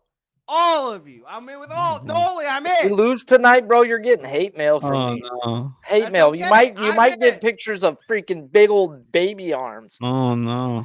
I'm in. Fuck them. They're done, the Mets. I just said they're the Titanic. Steve Cohen, the Earls, Frankie Lindor are all playing one song on the deck of the Titanic right now. If they win this game, the Mets, great. Now you have a cross-country trip back to New York. I'm in. I'm with you guys. Let's go, Dodgers. I'm going to say this, though. If you think the Mets win today, bet the fucking series goes to 7 because, dude, another bullpen game and a Buehler game are coming, bro. So I'm not excited with what's going on, but 3-1, you've got to feel good, especially with your ace on the bump. Do you have any concerns about the zigzag situation? I mean, we saw it with Yoshi when he saw a team second time. Is that even entered your mind? No, I mean, you cannot compare the Padres to any other fucking team. Their metrics are just fucking elite 1 through 10. I mean, what Buehler had 1 swing and miss and then ended up having 19 or something is most in a game all year versus the Mets. So I can't compare what happened in a back-to-back with the Padres because if you go through Flaherty's back-to-back games, when he shut out the Phillies, he shut them out again on a back-to-back. When he seen the Twins, he had a quality start, and the next time he went 6.1 and got hit in that and gave up 4, but he got hit in that 7th inning. So the guy has shown in 2 back-to-backs since he's changed his mechanics this year, he's become a new pitcher. he's shown that he can at least, I don't know how to use that word, but at least reproduce. There we go. Reproduce what he's done in the past. Now, do I expect him to go 7 shutout again? No, but I mean 6-2, 6-3. Yes, I can see it easily a quality start coming. We have Ralph Nunziata in the house. Great to see you, Ralph. Ron Lofton says he only uses zigzags for rolling. And Chang Kim says, where's my stake bet? What happens if the Yankees win it all? To Jose Bouquet. And the fact that the books didn't respect the back-to-back, they jumped him up. They jumped his outs up. They jumped his strikeouts up. And they kept his hits the same. I've been watching this shit. I don't bet that, but that to me tells I would not bet against that. If I was looking the other way, that to me would tell me, oh, no. What was Flaherty's outs? Well, I mean, but you can understand why Flaherty's outs would have been lower because he hadn't he looked shook, didn't he? I mean, he still only cast it by the hook. It doesn't say jump him up. He went 5.1 innings his game. I thought he went 7 innings at home. Oh, 7. Okay, yeah, 7. I was thinking last game of the Padres 5. Okay. I think they know that the bullpen's taxed. They know the situation, and they know he's going 6. They know it, in my opinion. And when you go that long, you've got to adjust the earned runs. But the fact that they didn't adjust the hits tells me that this dude's going to go out there and smack. And a quality start's a great game. I mean, if he gives up 3 and goes 6, I'm a happy guy. I expect our Dodgers to get more than 2-3, but, that's baseball. And how many pitches did he throw in that last one? Let me get it here. He threw 98. I'm also not going to lie. I am working on the Earl Titanic thing now as we speak. So I was a little not listening to that whole breakdown as well, but I am not betting this game. What? You're not betting the Dodgers after that whole... No. Oh, that's what's going to save us the win right there. Yeah. Bro. You guys are okay. You guys are good fine. now. You guys are I'm not fine. betting No this hate game. mail. The Dodgers, I'm just, call me Jose Dodger now. I'm ready. I'm in a lose-lose situation, guys. The Yankees, if they win this series, they make the World Series, and the Dodgers are going to make the World Series. And so I'm going to either root for the team that I said, again, was not going to win the World Series in the beginning of the season, and that's going to happen to me back-to-back years, or I'm going to have to watch the Yankees win the World Series, which I would rather die than see. So I'm a full-on Dodgers. Let's go Doyers. My Mexican cousins, all of us, we agree. Let's go Doyers here. Well, Sharpie is moving on the over 16.5 outs at -110 on Mookie Betts over 1.5 hits, runs, and RBIs. BJ, what do you think about this line not moving towards the Dodgers? And Sharpie, if you agree with the way the market's opening up their arms to anybody who wants to bet the over, you agree with this under look that is a very sharp look. Does that mean you ever think that coached baseball or even seen the playoffs in a must-win spot? Everybody's going to be used. Everybody on deck, and the day off tomorrow. Everybody is going to be available today for the Mets. So BJ you're going to thinks it see goes different Peterson arms. Senga. Do you think it goes Peterson? I think I think that's what happens because they screwed it up, and Schmaltz mentioned it on TV last time. This is what I talk about. You got to listen to these. I love listening to the radio, but Schmaltz is just as good because he's an ex-pitcher. And when they give you info, they give you info. And he said, I don't know why they would bring Peterson in at the back of the lineup when they start lefty, righty, lefty. Wouldn't you want him to face the lefties twice? And that's what I think they do. I do think they bring Senga in the middle. But now you're asking a Japanese pitcher who's never pitched relief to come do that. So I don't like that situation. Can he do it? Yes. But I don't like asking guys to go out their routine, especially Japanese guys. Well, this market scares me enough not to bet the Dodgers. And I hate that. No, I get it. I want to have action, but this line if this had moved from minus 130 to minus 150, I'd be on the -1 already and sitting back excited about the game. And I want to have action on it. So, and then I thought that Peterson's clearly not a pitcher that the Mets trust, despite his great numbers in the regular season, or we would have seen him. And because of that, and what the Dodgers back of the lineup, with Edman and all those guys doing against lefties, I thought the over was the bet with Flaherty pitching so great in the first. And now that they're just opening up their arms to anyone who wants over, I'm not going to play that card. So it's a good thing that Sharpie has action because Jose and I are off, and it sucks. I would like to be in on something at 5:08 p.m. Eastern. So Sharpie, how about this, though? Peterson gets touched. So let's say Flaherty gets through the first inning unscathed. Peterson gets touched for 2 runs. Do we immediately bet the under? Live under. Oh.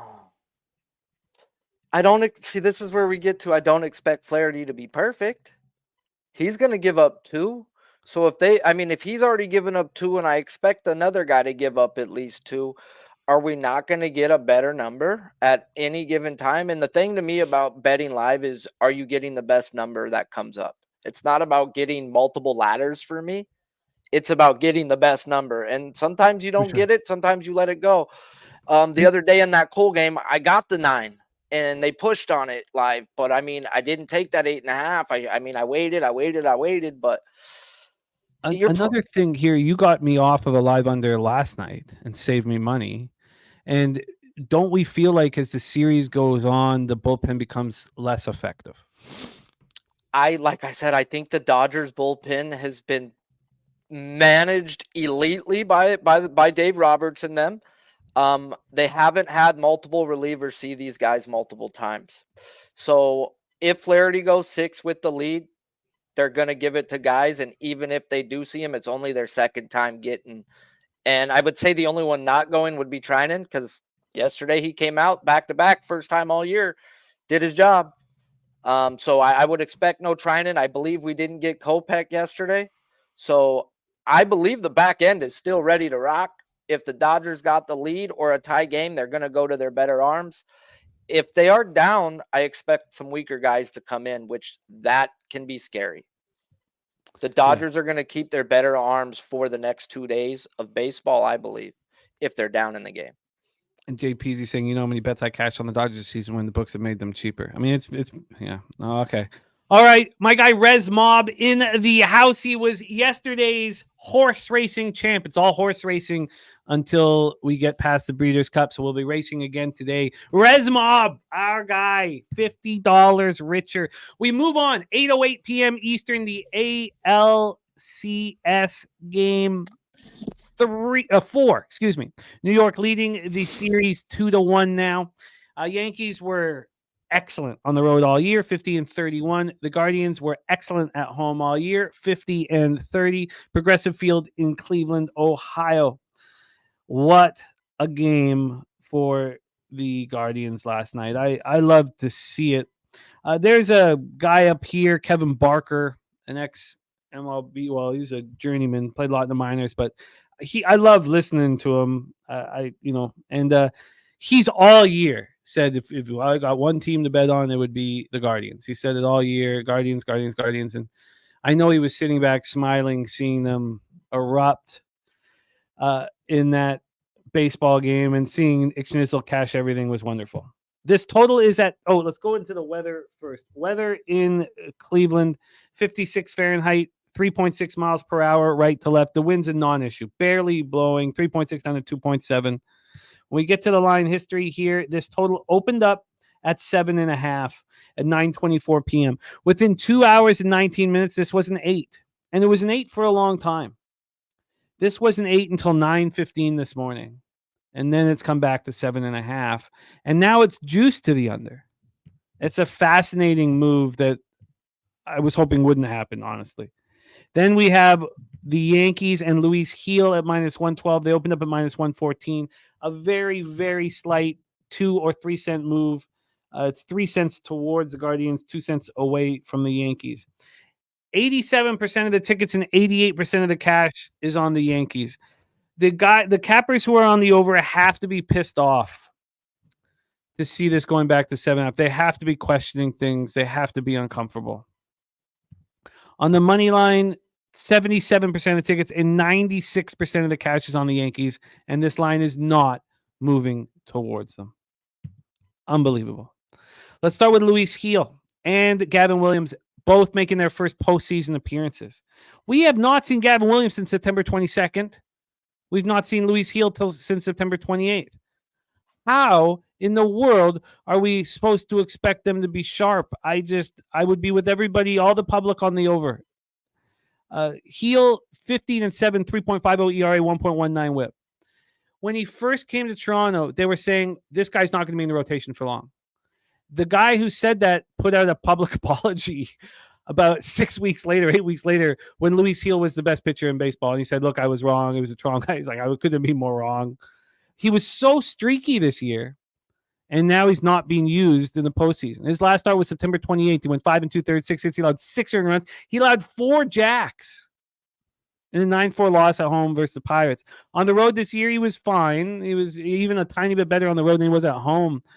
He allowed 11 home runs at home, only 7 on the road, 194 opponent's batting average, 3.43 ERA. Gavin Williams, 3-10, 4.86 ERA, 1.37 whip, making his first postseason appearance. We haven't seen him since September 22nd, 5 2/3, 4 hits, 1 earned run, 3 Ks, 2 walks, and 2-1 loss to the Cardinals. He's not even being used out of the pen. And then we have the elephant in the room here. Now, the sample size is so small, but at home, Gavin Williams is being destroyed. 0-7 at home. Can you imagine Gavin Williams being 3-10 on a team that's 92-69? 0-7 at home, 6.55 ERA. Opponents hitting 309 off of him. Then we get to the Yankees. In September, they weren't really hitting that well. Against righties, 232, 689 OPS. Then in the postseason, 238, 756. They're playing well. Guardians versus righties, they weren't really hitting well in September, and very few teams were. 231, 667. We saw Noli cashing under after under all month.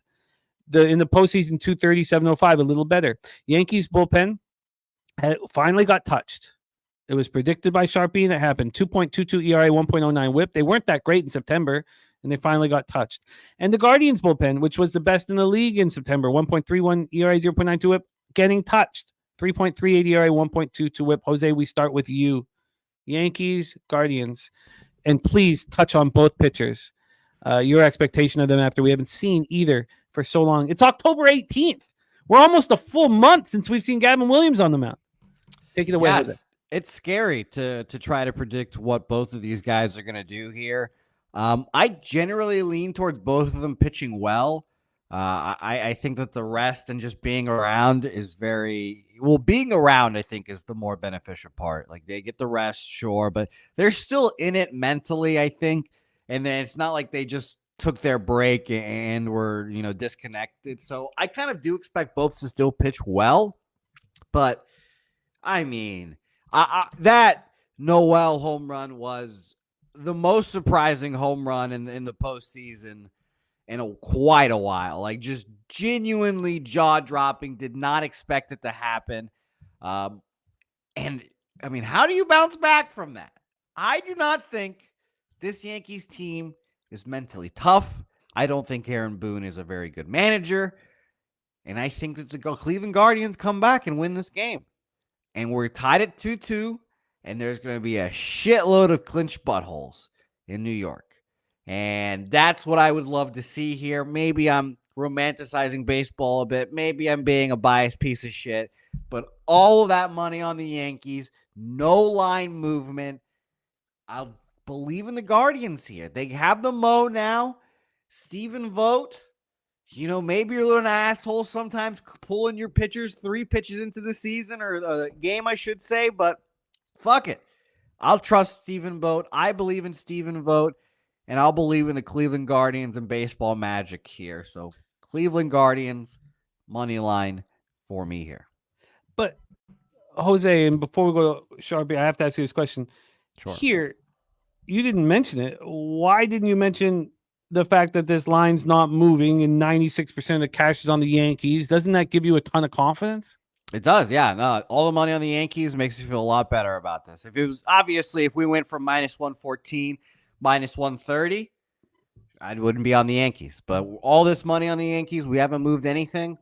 I think the Guardians just fight back in this game. And like I said, I just don't think the New York Yankees are a mentally tough organization. Aaron Judge is not a good leader. He's mentally weak. He's softer than baby shit. Giancarlo Stanton, he's the only postseason player they have. And with my favorite part about last night is that David Fry and Noel's home runs just erase Judge's home run and Giancarlo Stanton's home runs that they had earlier to win them the game in that moment. So, yes, I do believe in the Guardians here, but I don't know what the pitchers are going to do. That's the issue. That's the part that's scary to me. I would love to hear Sharpie, you wax poetically about these pitchers. I'm not going to pretend like I'm an expert on pitchers compared to you here, but the market, it just screams Guardians to me.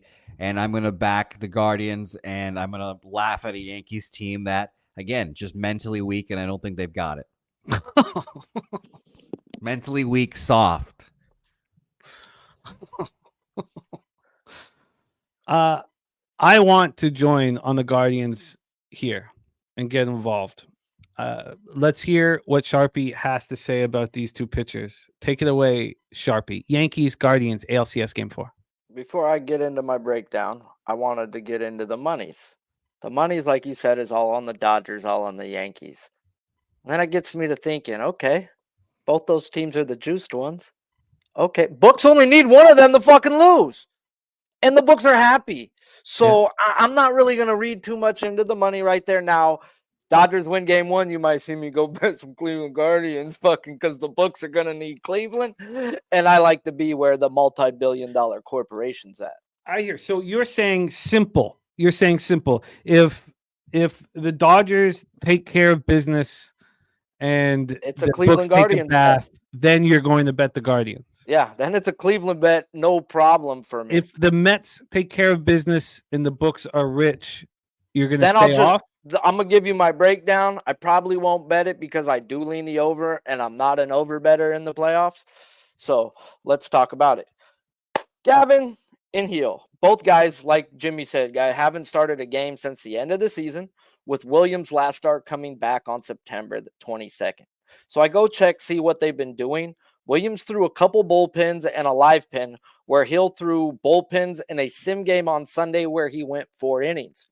So I would say Hill is built up to go at least 5 if he is hanging in there. And by the Yankees pin and the way they've been overused, they need him to go 5+. Where I can't even try to guess how long Gavin is going to go, guys, is what the fuck is Vogt going to do? What I do know, Vogt has murdered his bullpen, guys. He has put too much on their plate, and it's starting to crumble, as his elite closer has been everything but, with allowing 6 runs and 6 innings of work this postseason. And I know they had a day off after game 2, but in game 2 and 3, they have used 4 of their top 5 bullpen arms, 2 of those 3 games. Clase being the only one who did get a rest day in between, and he ain't looked the part. So when I go check the metrics of these two pitchers, Hill has an issue getting people to chase. Well, have no fear. The Guardians are here, guys, as throughout the year, they've been top 5 worse when it comes to chasing. The thing is their chase contact is also top 3 in the league. So I lean on Gil going out there, going 5+ innings, 2 earned runs or less, but no way can I back this Yankees pin at this moment. The way they have to be used, it's catching up. I talked about it yesterday, guys, and they're probably going to throw Weaver again today. When I went and looked, guys, Weaver threw multiple times over 1 inning throughout the year. But the thing about the postseason and now is he had 3 days off in between every one of those starts in the regular season. This motherfucker ain't getting a day off unless it's a freaking breathing day. So I do expect him to run him back out there. This dude is gassed. And I want nothing to do with the back end of the Yankees bullpen when it comes to this game today. They need rest. Boone ain't going to give him. I mean, you said it, Jose. Aaron Boone is not a good manager. I've never thought he was a good manager.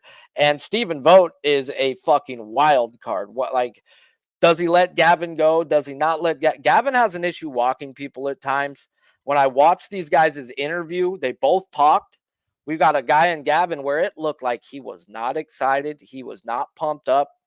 It just looked like he was down on himself. There was nothing there in Gavin Williams' interview about starting this game that told me to go run out and back this kid. And when I go over there and look at Hill's interview, I've got a fucking interpreter. Now, don't get me wrong. He ain't from the DR Congo. He's from the Dominican Republic. But damn. Give me any foreigner in a big game situation, guys. These guys play the game because it's a game. This game got them out these countries. They're ready for what? A bunch of 40,000 fans gonna boo me? I fucking had to get here fucking hitting sticks and fucking sunflower seeds. So I lean Gilgan this spot. It would be first 5 if I did bet him because I can't get in on that Yankees pin. I don't know how long Williams goes, even if he is cruising. Like I just don't know. If he don't let Bybee go, what tells me he's going to let Gavin Williams go? So at best, 2 times through the lineup, at best. So it's just hard for me to get in this game. I lean over because I think both these pins are taxed. I think both these pitchers are vulnerable. But I'm not going to bet an over in the playoffs. And then the idea of waiting to see what happens in the first game is if it's 2-2 in the 7th. It's 2-2 in the 8th. They won't wait to start the game, So I mean, it's a 3-hour gap, right? Or yeah, 2. but with how many freaking bullpen freaking changes, it's going to be a 3-hour game. Yeah. The Mets are going to be going to the pin. Okay, well, I want the Guardians. I want to ride the momentum here. I want the fear to set in. Last time Luis Hill was on the hill, he got lit up and smoked. And I kind of like the angle here of Nicholas Earl. When Nicholas Earl saying last time Gavin Williams pitched on a stage like this, he shoved versus Vanderbilt in the Super Regionals for ECU. He lives for this. I kind of like that angle. And then all the money being on the Yankees. But I don't think I bet this. I kind of want to see how this Dodgers Mets game starts because we're going to tell right away if Flaherty's on, Peterson's vulnerable, that back in the lineup already gets to him.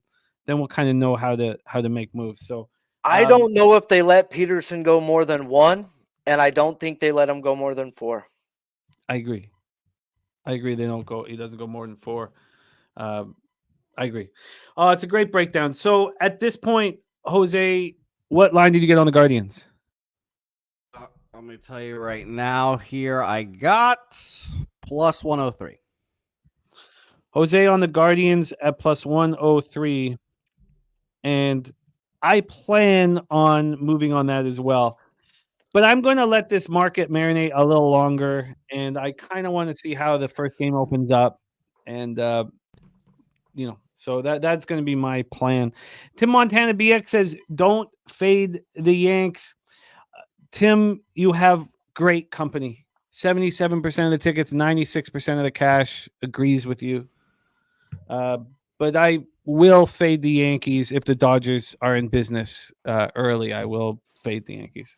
Nuke Worker on the Guardians as well. JP says, does an elimination game versus the Yankees really equate to pitching versus Vandy? No, but it was the biggest start of his life other than maybe his first start here in the majors. And it just shows that I took that into account too. And I went and watched this kid's interview thinking he was going to be like, I'm ready for this moment, dude. This kid looked like he was shitting on himself in the freaking here's your interview. You ready for the game? I know this is a big spot. It just nothing told me he's ready, bro. I was just go watch it. See if you can back that. And I was like, I can't get behind him here. Maybe I should take a look at that because that stuff does mean something to me. Tim Montana, it's great to have you rocking with us, buddy. Great to have you rocking with us. Kong's clip says, no way in hell the Yankees let them win that last game. Says a gentleman's sweep here. Okay, that is the breakdown here. I plan on joining with the Guardians. Jose is on the Guardians. And then Sharpie in game 1 is on Flaherty over 16.5 outs at minus 110. And Mookie Betts over 1.5 hits, runs, and RBIs at minus 110. Sharpie, will you be live on the Odds Bunch at all over the next few days with live baseball? Negative, because I work the next 3 days. So life's a bitch and you marry one, guys. I happen to marry 2, but at least the Dodgers are going to the World Series, baby.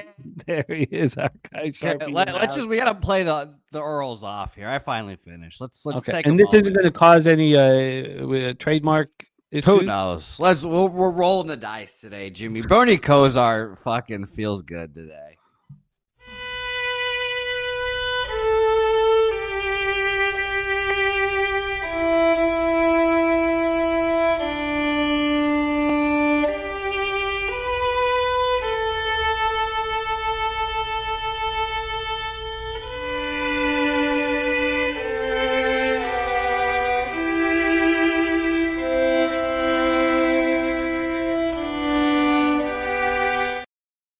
It's beautiful. Well, add some Mets logos in there to make it more Metsy. But yeah, it's beautiful. That's beautiful. I didn't know the Earls had such nice fingers, man. They're plucking that twine, doing the thing. Shout out to both of them. You know, it's funny. I could have just used the same picture for both of them. I don't know why I used both of their actual faces. I could have just used the same one. So No, it's good. You could use the same person, but it has to be two different pictures. yeah, well, it's nice to see everyone in the chat. I'm glad that we fixed. I definitely thought I was Vinny Testaverde, but in fact, I'm Bernie Kosar. So it's nice to see everyone. And Jimmy, you could come up to me anytime you wanted to. Your dad, he was wrong. Bernie Kosar would have said hello to you. Would have taken the time out of his day to say hello and everything. Yeah, and now I sorry,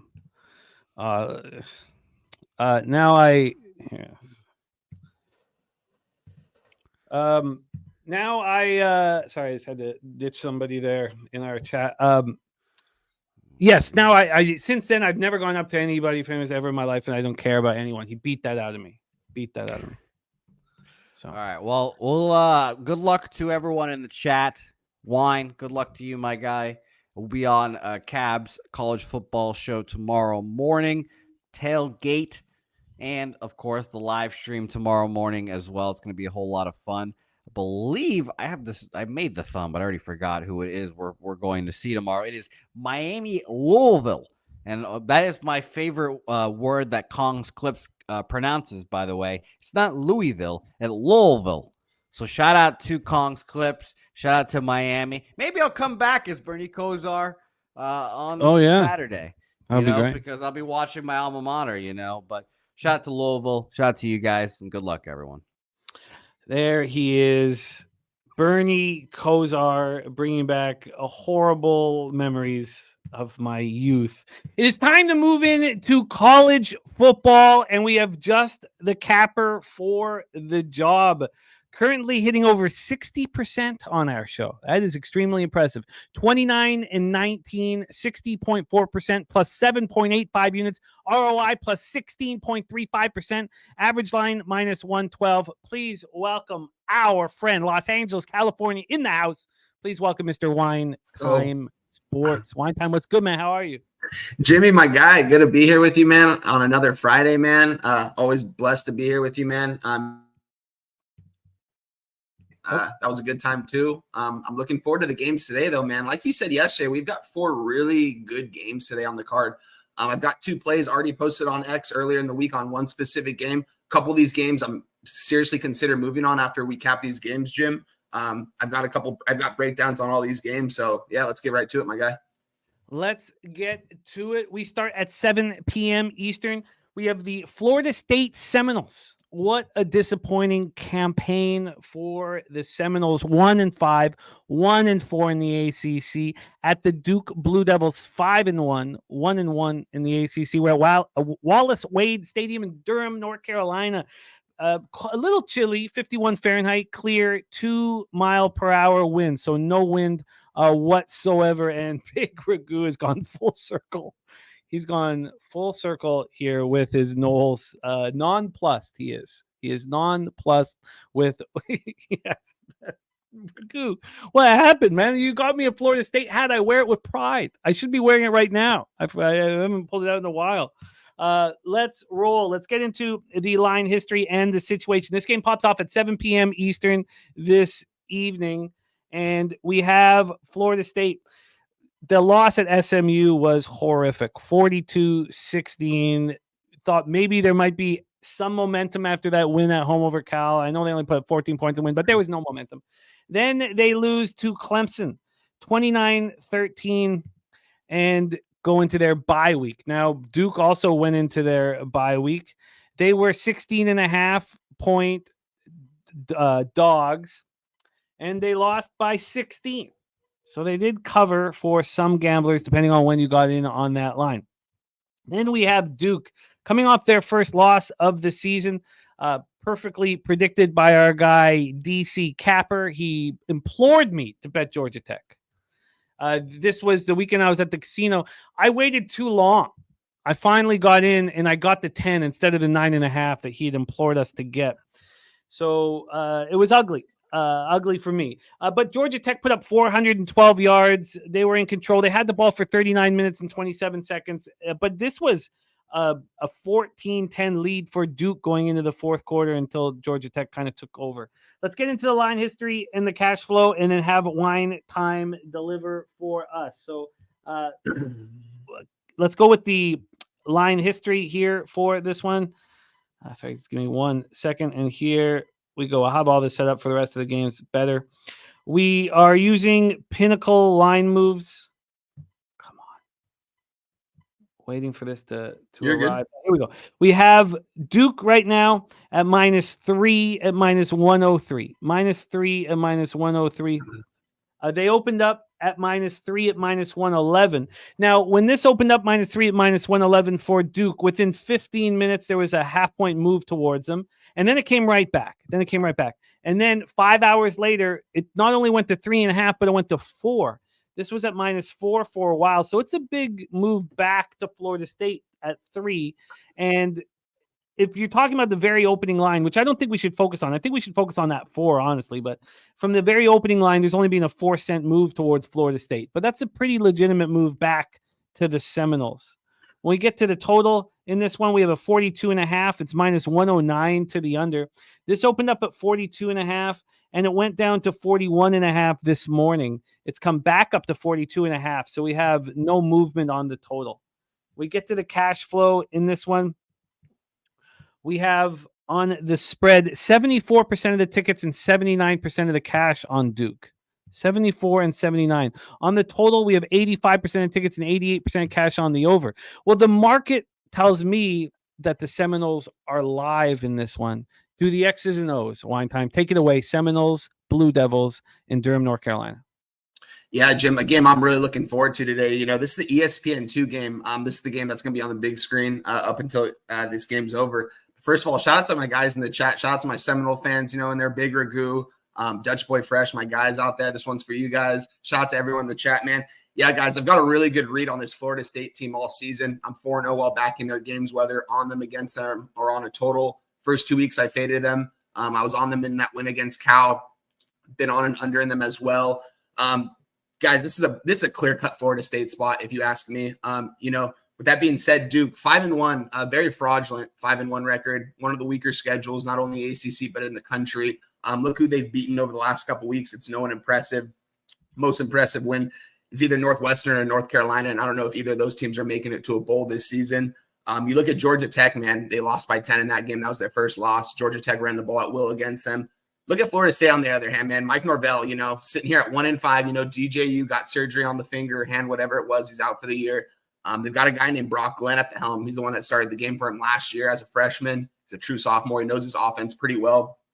Didn't look too good in his last start, honestly. With that being said, they have had some time to get him some first-team reps in practice. I mean, you look at this Florida State team, this defense as well, Jim. They've been playing pretty well all season long, honestly. That's the only reason that's kept them in the game. You know, give or take against SMU is an ugly loss, but that SMU offense I talked about in the beginning of the season that they were going to hit on all cylinders this season. They've got a very high-powered offense with Brett Lashley over there running the offense. That being said, they held Clemson to 6 points in the second half.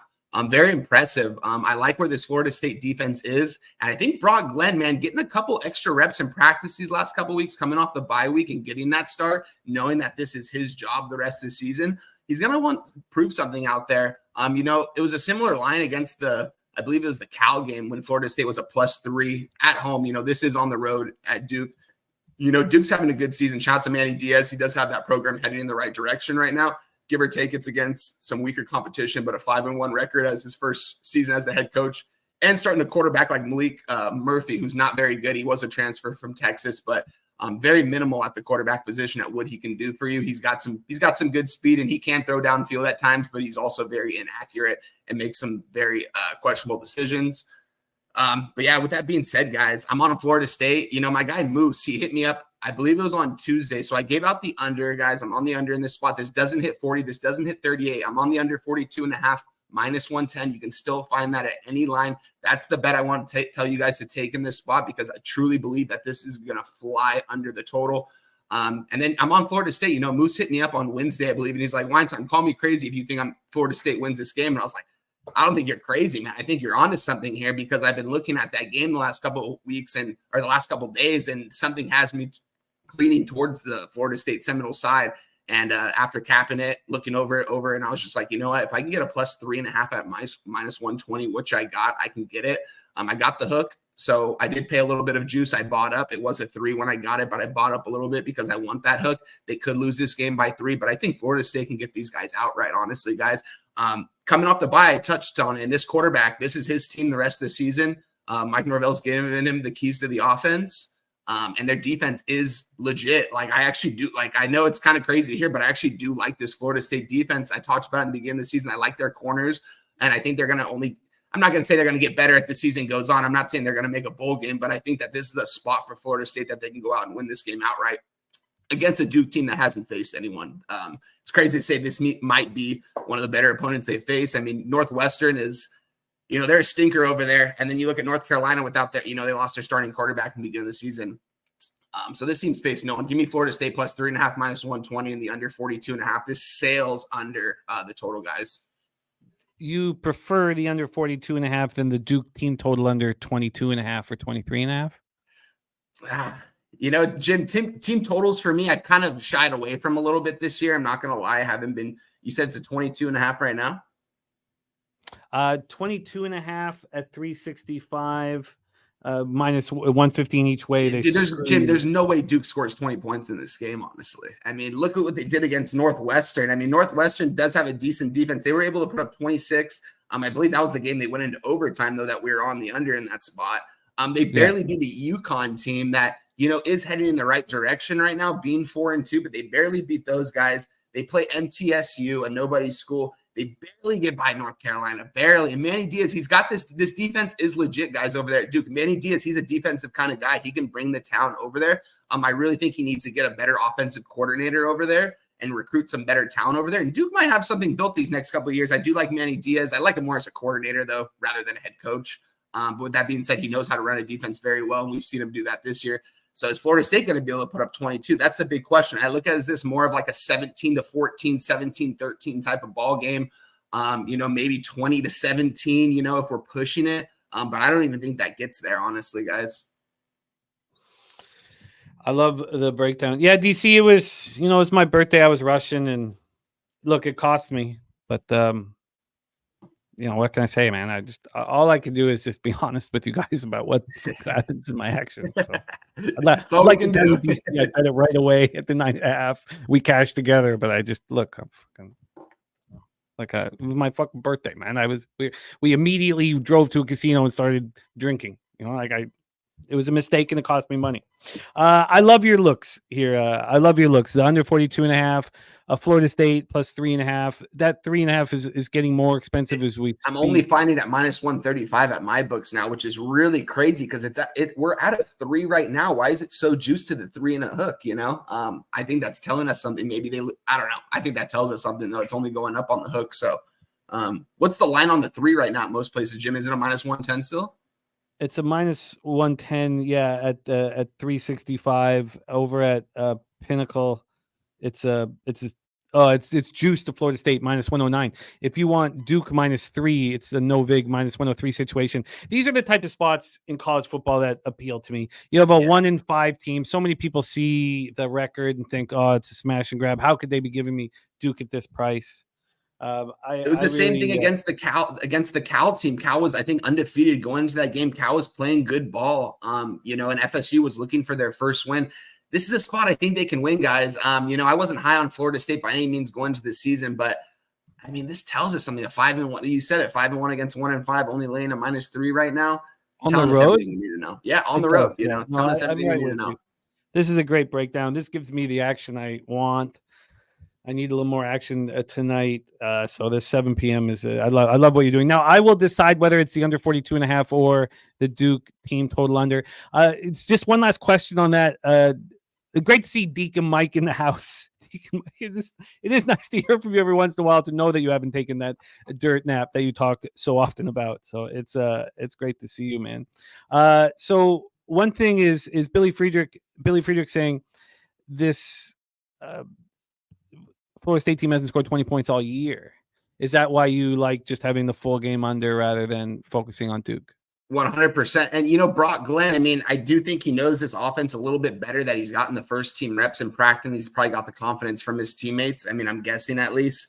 I haven't found too much interviews from him or anything from this week in practice. But, I mean, yeah, I don't know if Florida State's going to – if they're able to put up 20, I think that's the most they're going to be able to put up. It's going to be hard for Duke to put up 22. It's pretty much first to 20. Whoever scores 20 in this game is going to win this ball game, honestly. But yeah, it's a tough spot. The more I'm thinking about that Duke under 22.5, the more I'm liking it, honestly, because there's no way Duke scores 20 points against this Florida State defense. I don't think, at least. I think, in my opinion, there's no way Duke comes out here and scores 20 in this game.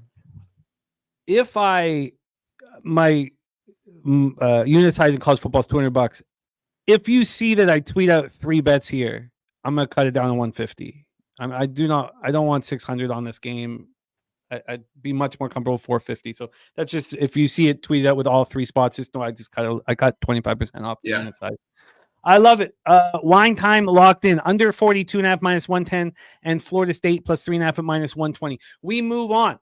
8 p.m. Eastern. We have the number 2 ranked Oregon Ducks, 6-0, 3-0 in the Big Ten at the Purdue Boilermakers, 1-5, 0-3 in the Big Ten. We are in West Lafayette, Indiana. Another spot where we have beautiful weather, 60 Fahrenheit, clear, 4 mile per hour winds. Let's get into the line history and the X's and O's here for our next spot on the board. And I was interested in Purdue, obviously, and the public is all over them, and we'll get into it. But it's simple. I want Purdue after they lose 52-6 at Wisconsin. I want a team after they get slapped in the face and need to wake up and get back to work. I don't want a team after they have by far their best performance of the year. It's just not how I work. They put up 536 yards in Illinois. They go in there as 21.5 point favorites, and they were unlucky not to win that football game. It's just, Illinois kicks the field goal. You'd think with that touchdown with 46 seconds left, I mean, back-to-back touchdowns late. I mean, this is just not where I want them. It's just that situation here, and we'll go over the line history and the cash flow here. Oh, by the way, sorry, my man, I didn't.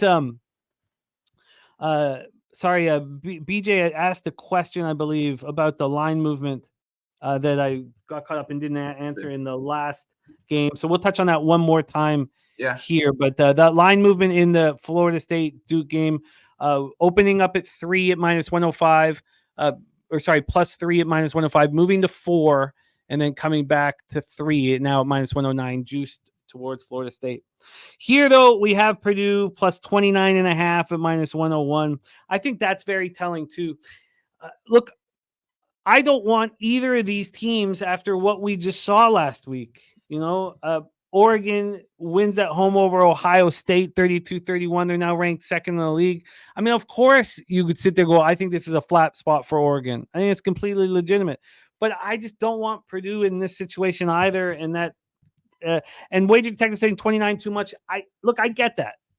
And if you guys want to move on it, I'm not sitting here saying it's the wrong move. We'll hear what Wine Time has to say about it. But this opens up at 28. It goes down to 27. At that point, it goes down to 26. This was 26 yesterday morning. 26 at 10:30 in the morning.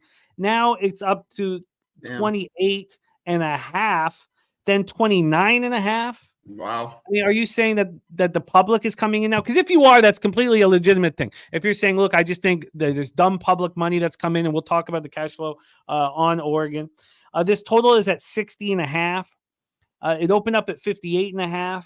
The first move was to the under. This went down to 57.5 before it started climbing, and it started climbing in a big way. This got up to 62.5, and then it dropped back down to 60 yesterday. Now it's at 60.5. Overall, we've had 2 points of movement towards the over. When we get to the cash flow here, we have 64% of the tickets and 84% of the cash on the over. It has moved 2 points from the opener.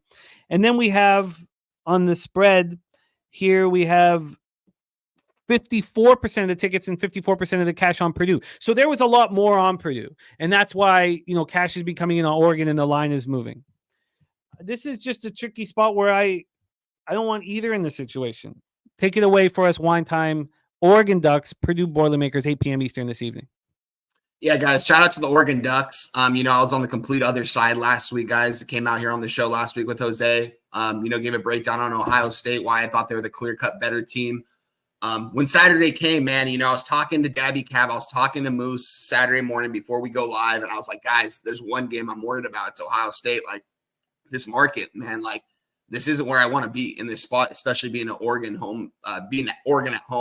I was like, I'm going to trust my cap in this spot. As I've been doing a lot in college football, I always look at the market. Looking at the market and reading the market more towards the end of the week, the day before the games and stuff is more of what I do. I try to beat the lines that I come out with earlier in the week, obviously. But with that being said, man, I was on the wrong side. Oregon came out they played some really good football, man. Shout out to Dan Lanning, did a great job coaching on that side of the football defensively. His offensive coordinator, Mike Stein, did a really good job over there.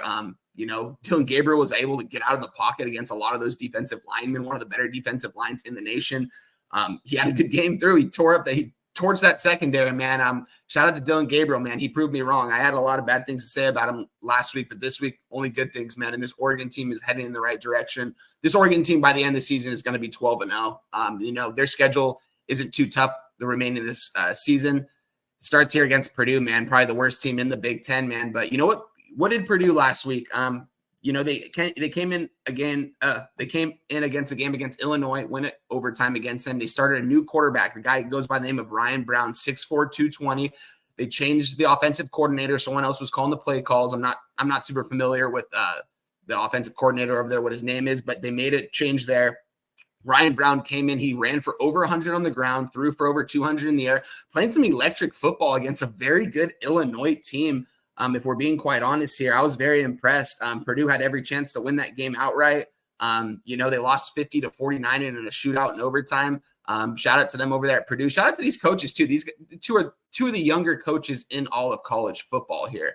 Purdue, they don't have the athletes to stay in this kind of game, but I do think they have a quarterback that can put points on the board here, Jim. This is a game I haven't moved on yet that I kind of wanted to move on here on a Friday night lights, man. I'm already on an under in one spot. Why not take the over in this spot? The total's up to 60.5 in this spot.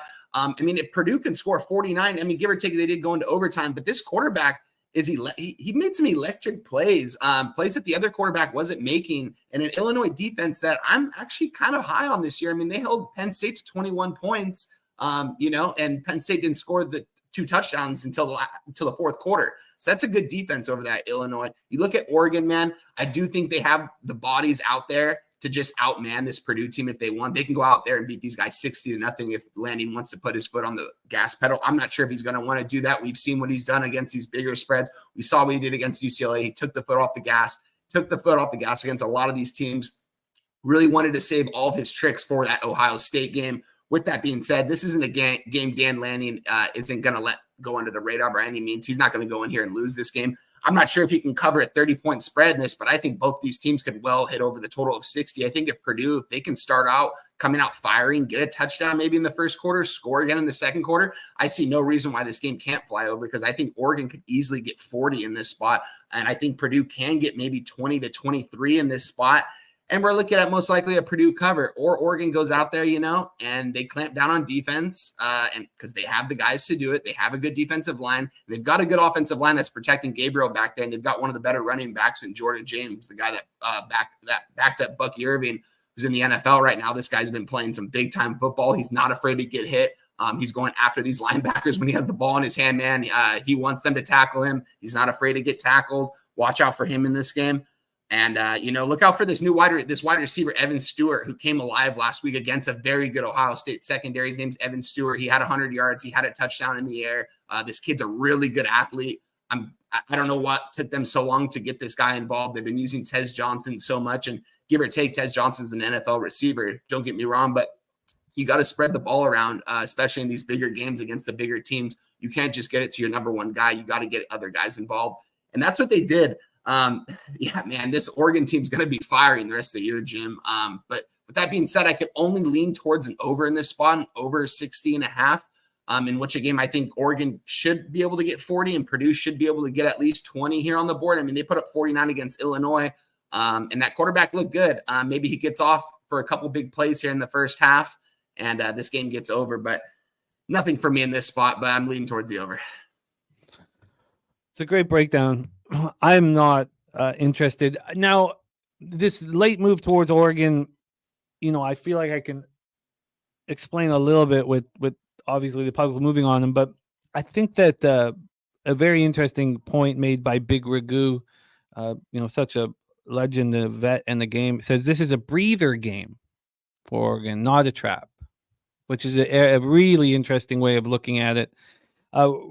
Regardless, I'm going to be off, but I think, in fact, after Purdue showing out last week, that I would have interest in Oregon. But I'm going to be off this one too, especially if it might be a triple up on, not a legit triple up as I told you guys, but if a different spots in that Florida Duke game. Now, moving on, 3 different spots in the Colorado game screwed me, and we lost that under. But I also had the team total under. I lost by a half point, even though we cashed with Colorado. And that really bothered me because I was set up for a winning week. I ended up going 4-4 on the week because of that. And now I've started out 0-1 this week too. So so that might give me hesitation to triple up. Maybe it's just better to do the 2 in that Florida State Duke spot, but great breakdown. Let's roll on to the next spot on the board, 10:15 p.m. Eastern. And these Jose's Oklahoma State Cowboys 0-3 in the Big 12. And now BYU Cougars, who would have thought they'd be sitting 6-0, 3-0 in the Big 12 and ranked number 13 in the country. We're in Provo, Utah. A little cold when this game pops off. 42 Fahrenheit, partly cloudy, 9 miles per hour. And DC Capper is on Oklahoma State plus 9.5. Says Oklahoma State plus 9.5 is the play against BYU. Let me copy and paste that. Oklahoma State is the play, says our guy there. So let's roll. Oklahoma State Cowboys, BYU. Let's get into the situation here. The last loss at home was ugly. 38-14 to West Virginia.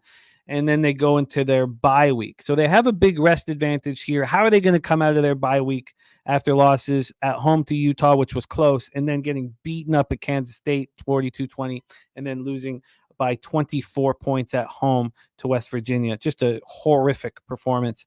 For BYU, they're just rolling. And at home, they're winning by margin. Now you could say, 38-9 over Kansas State. It's not that big of a deal. But look what happened to Oklahoma State at Kansas State. And then they beat up on Arizona 41-19 last week. So they are at a rest disadvantage, and they are coming off a big, big victory. Now, they were just 2.5-point favorites. They were down 7-0 after the first quarter, and then they completely took over, outscoring Arizona 41-12 over the rest of the football game. Let's take a look at the line history and then hand it over to our guy, Wine Time Sports. BYU -9 and -105. They opened up at -9.5, and this was wild. So now, again, we're going back to a Sunday this opened up on Saturday at 6:38 p.m. Eastern. This opened up at 9.5. There was an immediate 2-point move towards Oklahoma State, a 2-point move within 13 minutes, and it stayed there for 12 hours before there was buyback, and there was legit buyback on BYU. This moved to 10. This moved to a legit 10 by Sunday evening, early evening. Stayed at 9.5 for a while. The big move was Wednesday. On Wednesday morning at 8 this morning, there was a 1.5-point move back to Oklahoma State. We're sitting here with just a 0.5-point move towards Oklahoma State, but this market has been all over the place. When we get to the total here in this one, again, these are pinnacle line moves. This is a 52 at a pick'em. This opened up at a 55.5, and this is one of the totals where there's been no buyback. This is only dropped. It's continually dropped. 55.5. It was there for a while. It was there for 48 hours before 54, then 53, then 52.5, than 52. And you could say, I mean, I don't think this is weather related. I think that this is, it is cold, 42 Fahrenheit tonight at 8:15 local time in Provo. Let's get to the cash flow then for this one.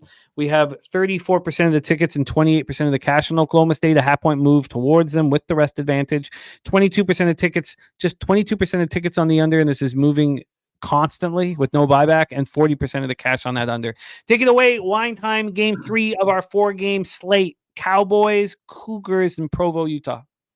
Yeah, Jim, this is an interesting matchup right here, for Big 12 play. Shout out to my guy, Jose, former OK State Cowboy over there behind the scenes. Man, this was a team I was high on coming into this year, man. And, a team that I faded and then backed. And after I backed them, I realized how bad this team actually was, especially at the quarterback position. Alan Bowman, this guy's awful. I'm not sure who's starting out there. Mike Gundy's kind of keeping it under the radar all week, Jim. He hasn't announced a starting quarterback yet. I do believe OK State, they are coming off a bye week.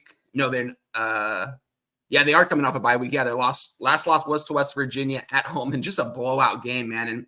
And West Virginia, I was on them last week. They ended up getting smacked themselves. So not super high on that team by any means. They lost to Utah at home as well, with the backup quarterback. You look at BYU on the other hand, Jim. This team's rocking and rolling right now, man. Really flying under the radar. The number 13 in the nation. 6-0, man.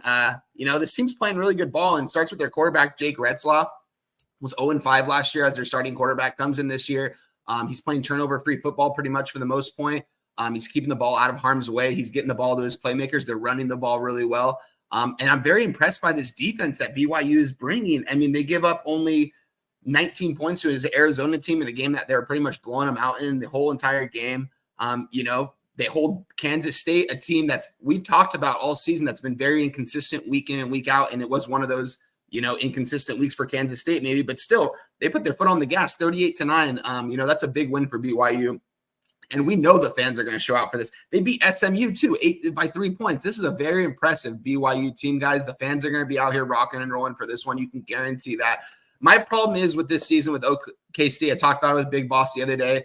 Why aren't they getting Ollie Gordon involved? It makes no sense to me. That entire game against Kansas State, they were throwing, just not giving the ball to Ollie Gordon after he went off for 60 yards in the first quarter. It made no sense to me. He's one of the better running backs in the nation. He really, still to this game, hasn't been able to get going yet.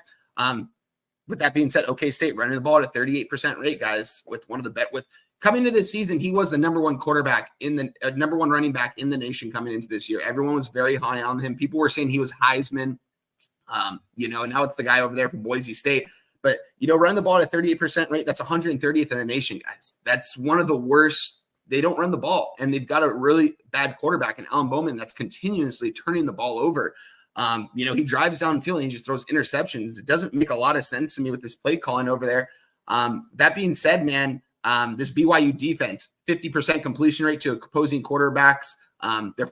They've had 26 turnovers this year, guys. 26 turnovers on defense for BYU this year. That's third in the nation.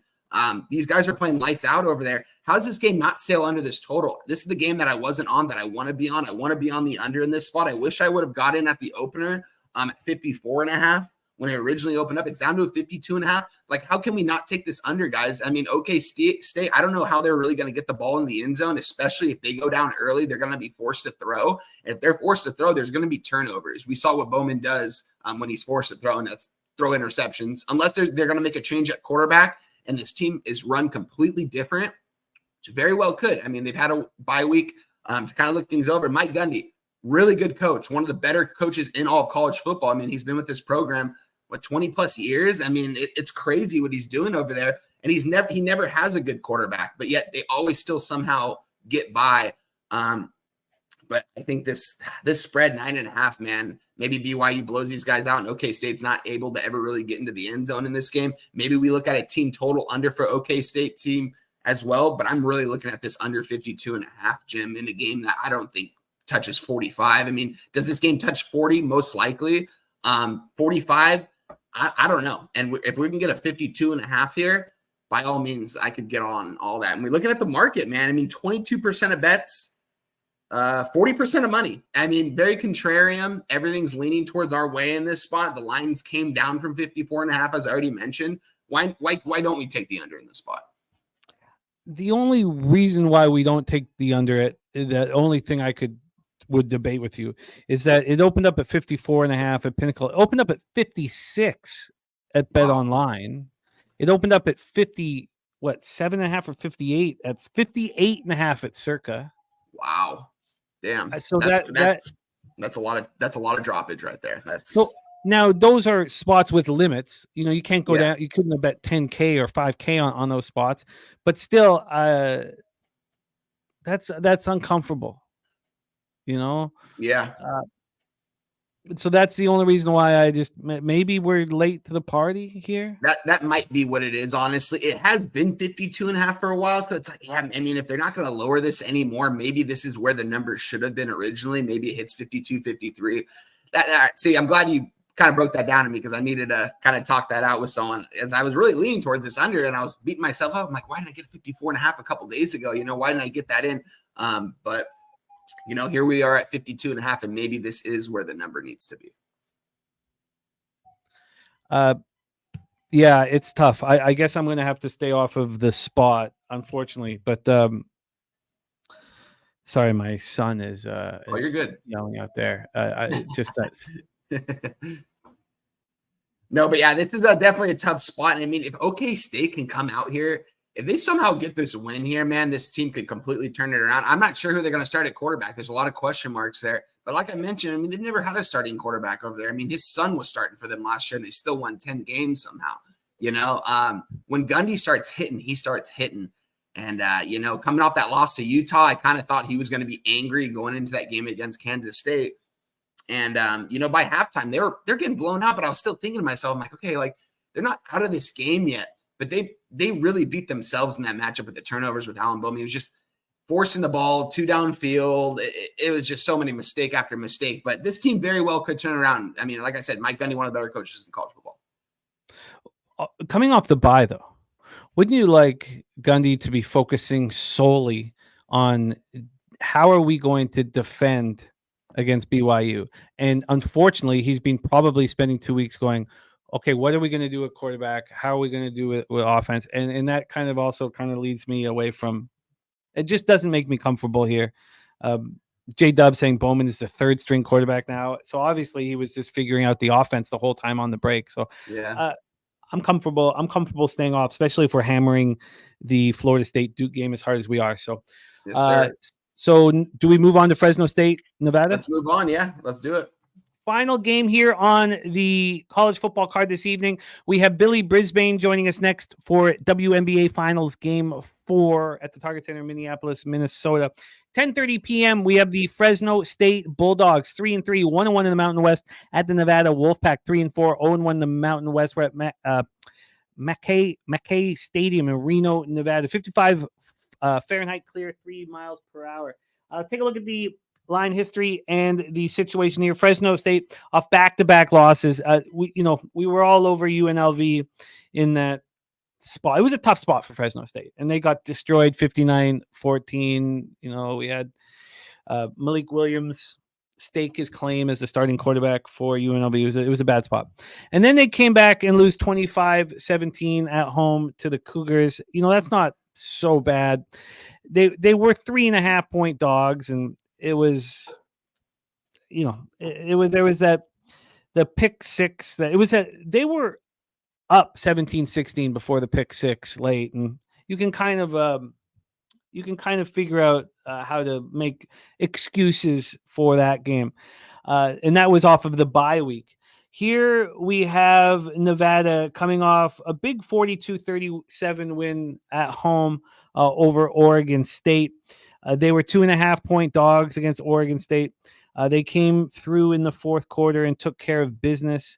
And now they have back-to-back home opportunities. From a spread perspective, we have I still got the Bet Online here. We have way less movement on it. If you want to know Bet Online, open this up very early at 50.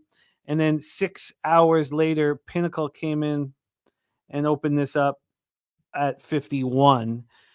So that was about 4.5 hours later. So this opened up at 51, went down to 50.5, and now 49.5. So we have a 1.5 drop at Pinnacle, a 1 point drop at Bet Online.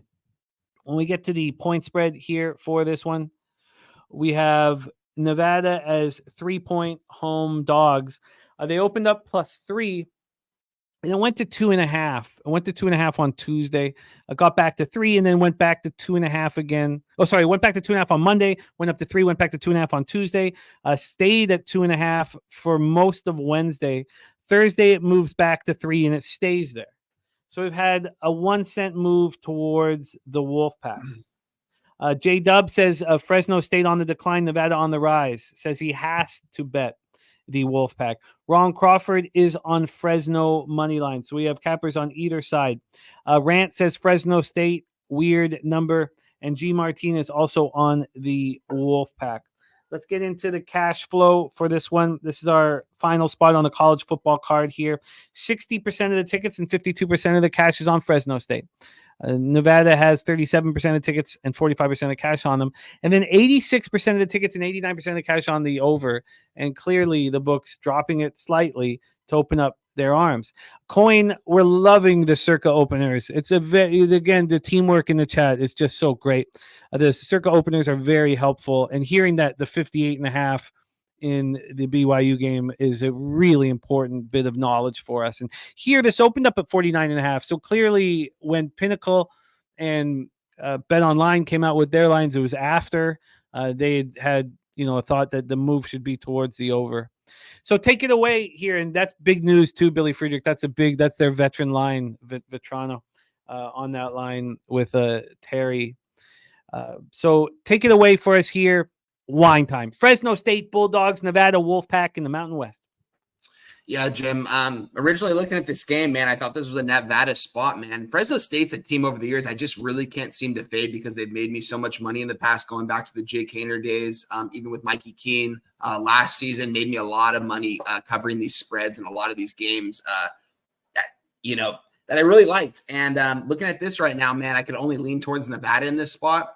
But looking at here, man, Fresno State, man, they had a really good head coach over there named Jed Tedford, man. Shout out to him over there dealing with health issues. He had to sit out this season in the summer, I think it was 2 weeks before the season. Kind of set this team up for failure this season, unfortunately. Tim Skipper, with that being said, takes over the helm at the head coaching job. This is his dream job. He went to this school. He loves this school. He'd do everything for this school pretty much. And that's why they kind of made him the head coach. With Jed Tedford dealing with health issues, he might come back next season. We'll see. But Tim Skipper's definitely having a hard time with this job right now. Mikey Keene, man, he's a solid quarterback over there at Fresno State, Jim. He's a guy that I've been high on these last couple of years, especially against covering bigger spreads against more Power 4 schools. Look back to, I think it was week 1. I took them against Michigan. They covered the spread. Game was a lot closer than the final score ended up being. They did cover barely, but it was a lot closer than the game actually was. And that Michigan defense, we know how good that is over there. Nevada, with that being said, who knew that these guys would start 3-4? They've had some impressive wins as well. Look at last week against Oregon State, a team that's I'm actually, for not being a Power 4 conference, they still have some pretty good talent over there at Oregon State. They hung tight with Oregon in their game. Give or take, it was a rivalry game. They hung tight with San Jose State, who has been playing some big-time ball this year in the Mountain West. They did lose 27-0 to Minnesota, but Minnesota is a Big Ten program that's got a really good defense. This spread's a little tricky here, man. We've seen it drop so much here, man. I think it's dropped a little bit too much for me to take Nevada. I would definitely lean towards that side, and I would lean towards the under just looking at the market alone.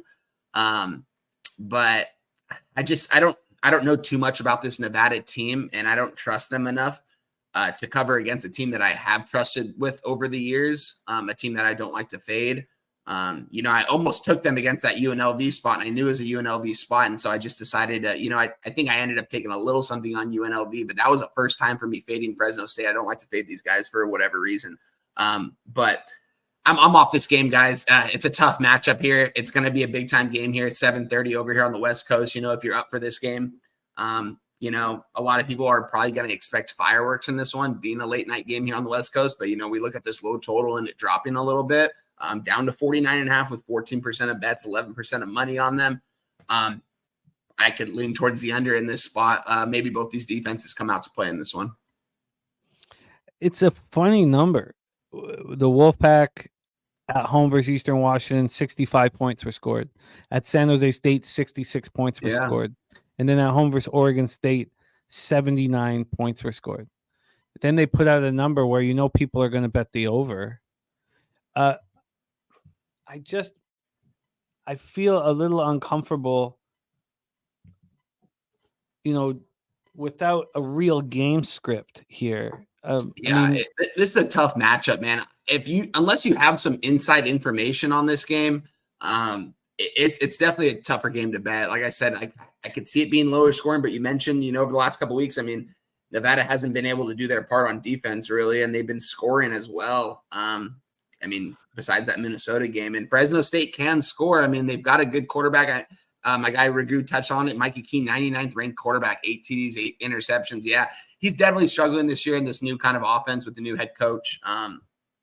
I just think this team was kind of set up for failure this season, losing their head coach a couple weeks before season started. It's really sad to see because Jed Tedford made me a lot of money over the years, but I can't back them in this spot, and I can't go against them in this spot. I could lean towards the under, though. Well, we know that Nevada can't throw the ball. They're going to try to run the ball down your throat. Yeah. And so against Oregon State, Lewis runs for 151. Red runs for 137 and 4 touchdowns. All their touchdowns are on the ground. They only throw 69 yards of passing in the entire game while putting up 42 points. So if we are trying to figure out, why is the number the way it is, it's all about the defense for Fresno State. Can we trust their run defense? Because that's all that they're going to face. Just run after run after run after run after run. Against UNLV, they weren't able to stop the run. Now that's a dual threat quarterback at work, but they allowed 252 yards on the ground against UNLV. So do we have any expectation that Fresno State can fill the box and stop the run? That is going to be a tough match. Yeah, that's something that I couldn't really tell you with confidence, honestly. Fresno State definitely doesn't have a bad defense by any means. I think they do have a better defense. That blowout against UNLV, I think that was just set up for failure in that game. But you look at, they held John Mateer over Washington State to 46 yards on 18 carries the last time they played. Mm-hmm. Maybe they can hold them off in the run game a little bit. Yeah, it's a tough one, man. This is because Washington State only ran for 123 yards against them on a good amount of carries too. So but that was in Fresno State. Yeah, that is true. And this is in Nevada. So yeah, this is a tough matchup, man. Maybe. I can't give a side in this one. I could only lean towards the under for sure because, like you said, Nevada likes to run I can't believe they only threw the ball less than 15 times last game. That's wild, honestly. I didn't even see that. While putting up 42 points. That's crazy. Yeah, that's absolutely wild, honestly. Yeah, it doesn't make.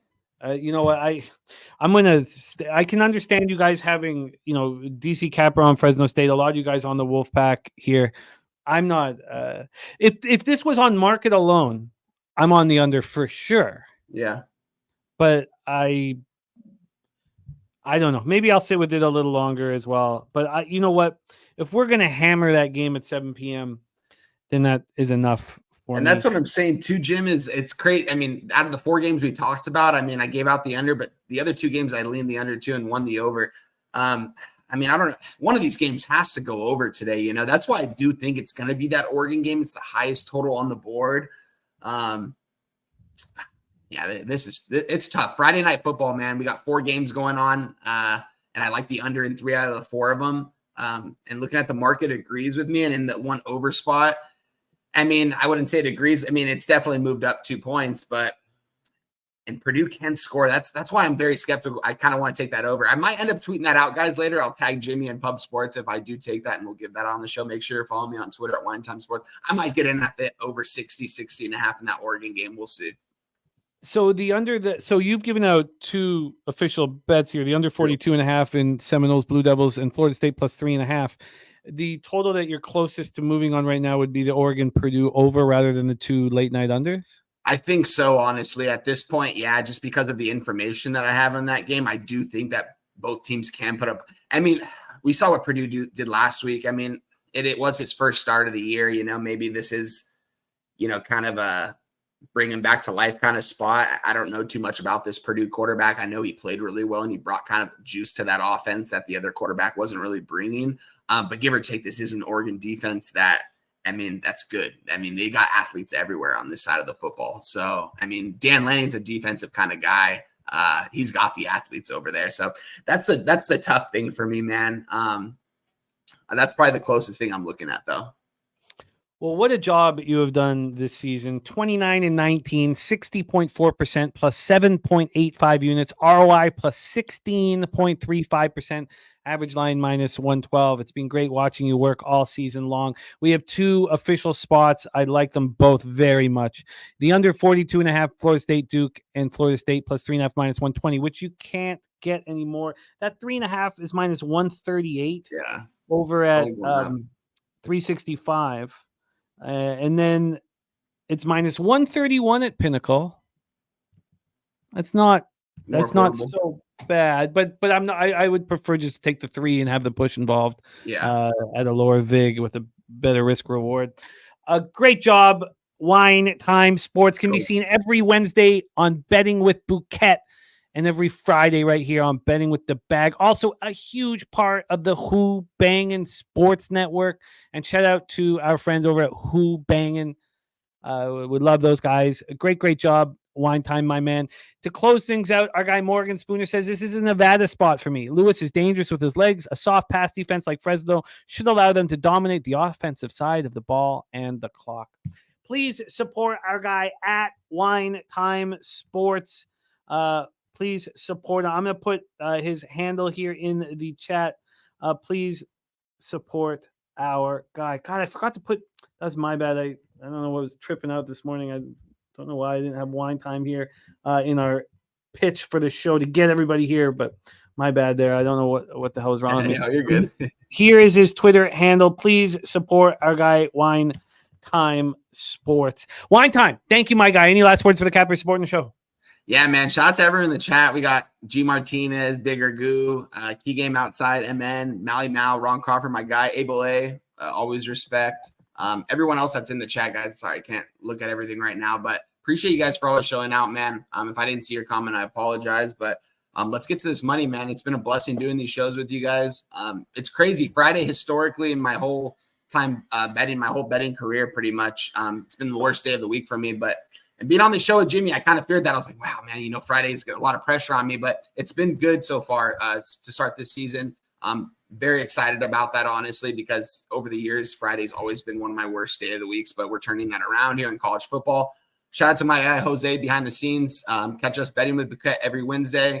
Broke down, I think, 4 games with him last week. They're all posted online. Check out everybody's. C-Max is on there. Babano. Catch me over here with Jimmy on Fridays as well. Catch me at Dabby Cab in the tailgate in the morning, Boston the Sauce, and the live stream guys.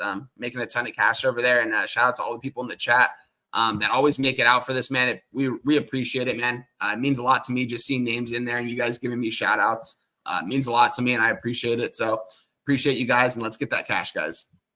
There he is, Wine Time Sports. And I also, when I was in Costa Rica, had the issues on Friday. And Pete and I talked a lot about the Friday issues. And it's just about being tired from the week. And as soon as you're consciously aware that that is the reason why that there are some struggles, that you're not thinking as clearly due to some exhaustion, and you think about it and be consciously aware that that is the problem. All I did was I started dropping my quantity of action. That's all. My volume of action, I started dropping. It's like, okay, what? I guess the problem is I'm betting too much on Friday when I am more tired than I am the rest of the week. And when you start being consciously aware of those things, my ROI changed drastically. And now Fridays are a great day. But just recognize what it is that's hurting you in capping. And that was me. I was the same way for 3 years on Fridays until I started really trying to find the root of the issues.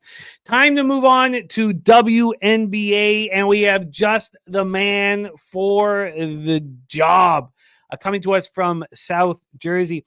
We were talking last night, man. I'm still just so pissed off that I was so caught up in football and caught up with everything that I didn't move on the Liberty to win game 2 in the series after it costing me in game 1. And I haven't gone back here. We have the enormous game 3 victory for the Liberty, putting them on the brink of their first championship, and the logo 3 to win the game by Ionescu was spectacular. So here we are. New York Liberty at the Minnesota Lynx. Is this the spot where the Lynx win the championship? Let's bring on our guy from South Jersey, Mr. Billy Brisbane. Brizzy, what's good, man? How are you? Doing good. Nice little Friday here. Definitely felt wine time on that Friday action thing. Yeah, I don't really bet on Fridays like that anymore. I don't think it's the wildness of Fridays. You know, a lot of No, people it definitely is. When I looked at it, it's usually the action that's being offered on Fridays. I just don't even. I just start looking at Saturday and Sunday. That's another way of doing it. There's not absolutely if your ROI is not working on a certain day, just move to the following. That's another excellent way of handling things. Let's get to work here, Brizzy, and thank you so much for joining us, Brizzy. How are you, my man? Doing good. I can't complain. Nice little Friday afternoon. It's already 1:30, man. A little October 18th action. Weigh-ins have just gone underway for PFL and UFC, so I'm excited, man. PFL card better than the UFC card this weekend. Yeah, you were saying that. Exciting weekend ahead of us. Let's get to work here. Will the Liberty become champions this evening? I'm that Heat got Liberty -1.5 in the series. Let's go over the line history. The spread is -3 right now for the Liberty at Pinnacle. Opened up -3, -107. Now it's -3, -106. And on the total, this total is at 159.5. It opened up at 160.5, and this dropped. This dropped down to 158.5. That was yesterday, last night, 158.5. Now it's climbed back up to 159. Actually, no, sorry, it dropped back to 158.5 again this morning. The move to 159.5 happened about 40 minutes ago. So 159.5. We have our guy, Ron Crawford, in the house. WNBA play of the day is under 160.5. Shout out to our friend, Mr. Ron Crawford.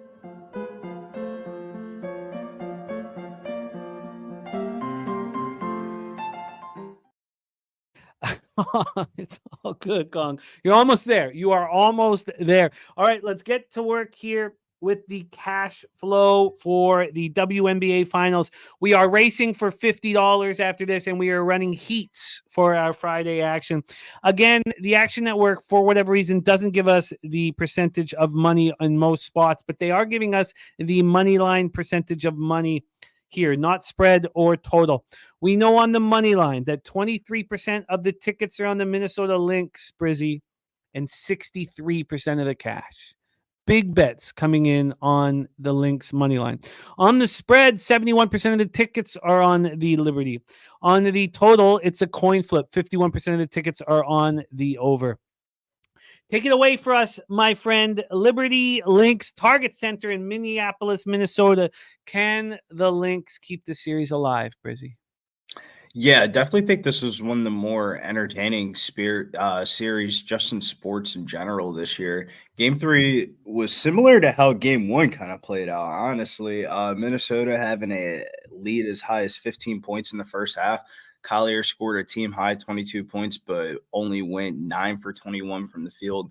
The offense kind of ran dry during the most important part of the game, but Sabrina did hit that crazy NBA range three-pointer that was able to win the game. There is definitely room for improvement, though, for the Lynx. A lot of the comeback run that the Liberty were able to do was when Alana got hurt. Their role players have just been contributing the whole entire series. Carlton, that last game, she had 14 points, 4 rebounds. Courtney Williams had 12 points, 8 rebounds, 5 assists. Collier has averaged 25 points per game in the postseason, while McBride has been able to hit at least 2 3-pointers in 7 out of 10 playoff games. While the Liberty are more than likely probably going to win the title, and definitely want to win this game. I think Cheryl Reeves is one of the best coaches in the WNBA, and she isn't going to go down without a fight here. The Lynx have yet to lose 3 games in a row all year. Total-wise, desperation for the Lynx.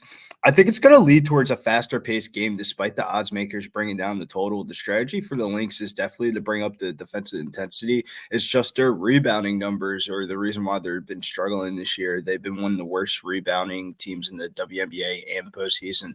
I definitely think it's going to be a point of emphasis tonight. Rebounds lead towards more fast break transition opportunities, and if not, second chance points for the Liberty. 159 in an elimination game where if the Lynx are down, they're going to be fouling as well. The only way I don't see this total hidden is if there's an uncharacteristic shooting game from New York, which is definitely in the cards of results. But my favorite play in this game is if the Lynx are going to want to pull this one out on their home floor, they're going to need their supporting cast with Collier to perform tonight. The Liberty are going to have to respect the defensive attention given to McBride with her performance in the last game. But in elimination games, I like Courtney Williams a lot. She's been stepping up. She's been proven as a consistent scoring option for them. Historically, in elimination games, she sees an uptick in usage and shot attempts and her ability to attack the mid-range. She's attempted 18 shots in game 1 and 14 in games 2 and 3. Scoring 23 and 15 points in the first 2 games. In the last game, she finished with 12 points on 4-14 of shooting. But the Liberty are just living with her shooting the mid-range shots versus the shooters getting going from the 3-point range. And I think she's going to take that opportunity tonight. And to fix some of the Lynx rebounding problems, the guards are going to have to crash the boards. And in games that she's played 30-plus minutes, she's gone over a PRA line in 12 of 15 games this year. So I played Courtney Williams over on her PRA line. Courtney Williams. And what was that PRA line? Minus 120 at Bet365. But to be honest with you, I already have money on my FanDuel account. So I just bet I had FanDuel at minus 128. And what was the number, though, for points, rebounds, and assists? Let me pull up the current number here. So Joey Marinaccio was the first person to come in here on the Liberty. 24 and a half. 24 and a half. Yeah. Over 24 and a half. Courtney Williams, points, rebounds, and assists. Ron Crawford on the under 160 and a half. You think that might be a higher paced game here?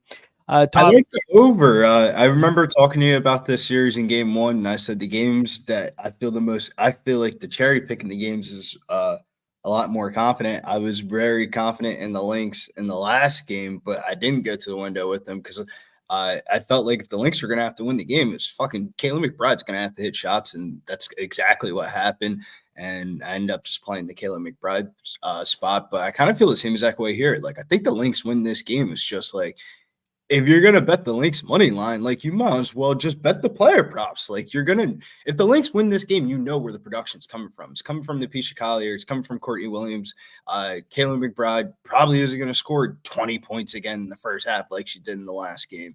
I feel like it's pretty obvious. Like, I feel like this game gets dragged out back to New York, and we slam New York on Sunday. Whatever that game is, time-wise, we bet the shit out of the Liberty in Game 5 when it goes back to New York. I just got to remember it with the NFL games being on Sunday and stuff like that, because that's the game I feel the most confident in, is if this game goes back to New York, Game 5, fuck this game for it. So that's why I didn't get to the window with it. So those of you that like the Lynx tonight, you can get Liberty to win the series 3-2 at plus 210. I just don't think for them to win the series, they would have to win tonight, Sunday in New York, and win another game. That's a lot to ask for. No, the Liberty to win the series. Yeah, Liberty to win it. I thought you said the Lynx to win the series. I was about to say. I might have been my fault if I did, but the Lynx to win the series, like, you're just asking for a lot. Like, you might as just. It's plus 600 for the Lynx to win 3-2, but plus 210 for the Liberty to win 3-2. What's the finals MVP looking like right now, odds wise? Now that we're this deep into it, because the last time that we talked about this series, Brianna Stewart is a heavy favorite, minus 450. Minus 450. Yeah. I would take Sabrina Ionescu at plus 600, man. She's plus 750. That's wild to me, man. She's been like best player for the Liberty in the series. I mean, you go give Finals MVP to the girl that missed the front end of the fucking free throws in Game 1, or are you gonna give the Finals MVP to the girl that hit the winning shot on the NBA logo? I mean, Sabrina Ionescu's been doing this for a long time. If for people that don't remember Sabrina Ionescu, when the Olympics happened a couple of years ago, when it was COVID and the Team USA girls were scrimmaging against the college girls, Sabrina Ionescu and her college team at Oregon, they busted that ass of Team USA. And that was when everybody was like, all right, Sabrina Ionescu is probably going to be like best player in the WNBA. Now it's like flash forward like 4 to 5 years later. Now we've seen Caitlin Clark and stuff like that. Nah, man, Sabrina Ionescu has definitely been one of the faces of the WNBA that they've been pushing. I mean, at plus 600 or plus 750, wherever you can find it. I think Sabrina Ionescu to win Finals MVP. If this game gets extended, Lynx win tonight. They go back to New York. I mean, Stewie's Stewie, but the shit that Sabrina Ionescu has been doing this series in that last game, I mean, the odds are not correct. Interesting.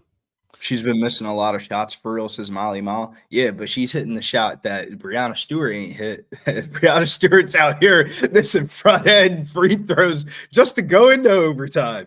Go into overtime with a bullshit foul call, while we got Sabrina Ionescu hitting fade away, fall away, NBA three-pointers. Just public perception alone, that odds are off on that. No, I like what you've done here with your action. It's clean. Wait until Juju gets in this league for real. Yeah, Juju's probably going to be like, whatever you can get on USC. Actually, it's hard because women's basketball is very competitive this year, but bet USC this year. This is probably one of the years that like we might have to throw in women's college basketball on the docket for a couple of games like throughout the NBA season. Because whatever's getting us paid. I remember during March Madness last year, it was kind of like just chalk favor. And it was just like, if you really want to make money and bet some dogs, women's college basketball is right there for you. And by the end of March Madness, I was betting the women's college games more than I was betting the male games when Caitlin Clark won that little run to the championship. No, I completely, whatever is getting us paid, we will be breaking down. So great job, Brizzy. Courtney Williams over 24.5 points, rebounds, and assists. Ron Crawford on the under 160.5. He also says Phoebus has to rebound. The only thing I would say about Phoebus, she's getting smoked off these screens, man. There's been 3 to 4 games in the series, or 3 to 4 different instances so far in this series where they have her guarding the ball handler and she's backtracking and just getting blitzed off these screens and just like dead Phoebus on the ground. And then like the play stops. Like it's happened like 3 times already, man. I don't think I want to be betting any Phoebus props as much as I love her 3-pointer prop tonight at 1.5 at minus 160. She's just like on the verge of like dying, it looks like. Oh, I like how you've handled it, focusing on the player prop, keeping everything clean. Courtney Williams over 24.5 points, rebounds, and assists at minus 120. The final pick from our guy, Brizzy here. What a great job you've done in WNBA. And next week we start NBA. So it's going to be a lot of fun, and we can't wait to see you rock for a full season yet again here with us. Brizzy, keep up the great work. We got huge weekend of mixed martial arts. Where can everybody find you this weekend? Yeah, you can follow the Locker Room Podcast over here at Pub Sports Radio, but you can follow me over at Getting Bills. Got some plays we got to post up here for the UFC and PFL. I got to figure out how I want to do it, though. There's just a lot of fucking action for combat sports. So I'll definitely be on with Dabby Cat tomorrow with the tailgate because the PFL card probably going off at the same exact time as the NCAA card. So Pub Sports Radio, man, last time we had one of these little afternoon cards, we're just wrecking the fucking Cage Warriors fucking card. It was wild. Like we're betting fucking money lines, unders, fucking parlays. So yeah, I'm excited for this PFL card. So make sure you guys join the tailgate tomorrow at I think 12 o'clock noon, the actual live stream, not the breakdown. Yeah, 10 a.m. is the tailgate, 11:45 is the live stream. Yes, sir. So noon for Dabby Cab. And, Dabby Cab says 12:45, but we all know it's noon. I love it, Brizzy. Thank you so much for your time. Please support our guy Brizzy at getting_bills_. Any last words for the Captain Sport in the show? I want to at least give you guys a winner here on the way out. I'd say in the PFL card tomorrow, be wary of that first fight on the pay-per-view of AJ McKee versus Paul Hughes. I think AJ McKee's getting robbed via decision. I like fight goes the distance, and I like the underdog Paul Hughes to win by decision. The PFL, it was like PFL, Bellator, and UFC were all on like Paul Hughes's like signing for free agency, and he signed a fucking bag with PFL, and the UFC couldn't pay him more money than what the PFL was signing him for.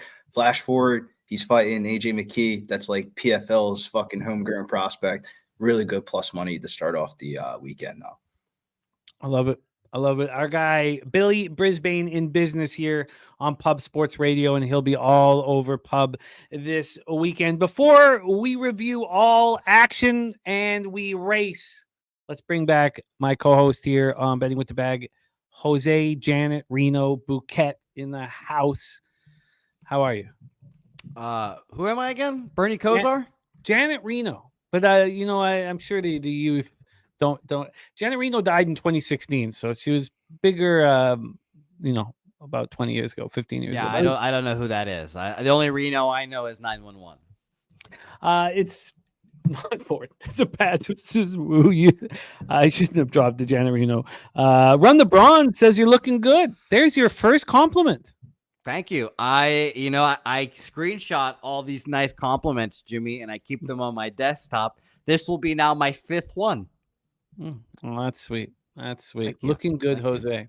Okay, it is time to race, and then we will review all action. We are Ice Spice, says Ron Crawford. That's nice. Yeah.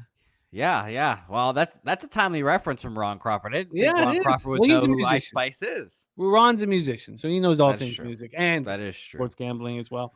I do have a lot of thick people ass. liking You're the right, Ice Ron. Spice. Ron nailed it there. Hey man, maybe that'll be my next Halloween outfit. Who knows? Yeah. By the way, it was nice to see Saturated on screen. Yeah, he's money. Yesterday. He's so great. Shout out to you, Saturated. Nice to see you on screen.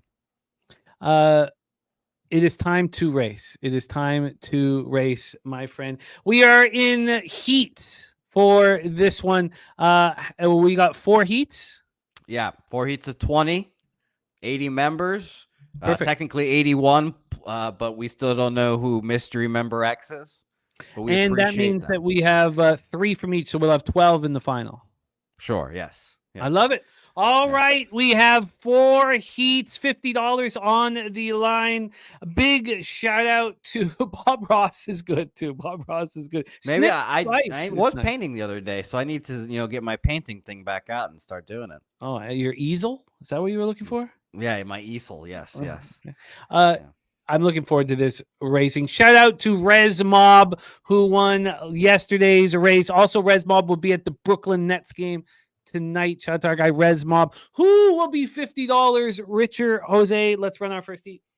Yes, first heat. Ryan Kozlowski, Dutch Boy Fresh, Rez Mob, Al Cervic, Collins Clips, Zoe Faye, Big Show Picks, Boogie Main, Bo Jackson, Johnny Guns, Kate. God damn it, I'm reading the fucking wrong one. Helga, Crystal Craig. That's the next heat I just read. Sorry. Helga, Crystal Craig, Coin, Connor Mack Picks, Jose Bouquet. Oh, look at that. Me and Helga in the same one.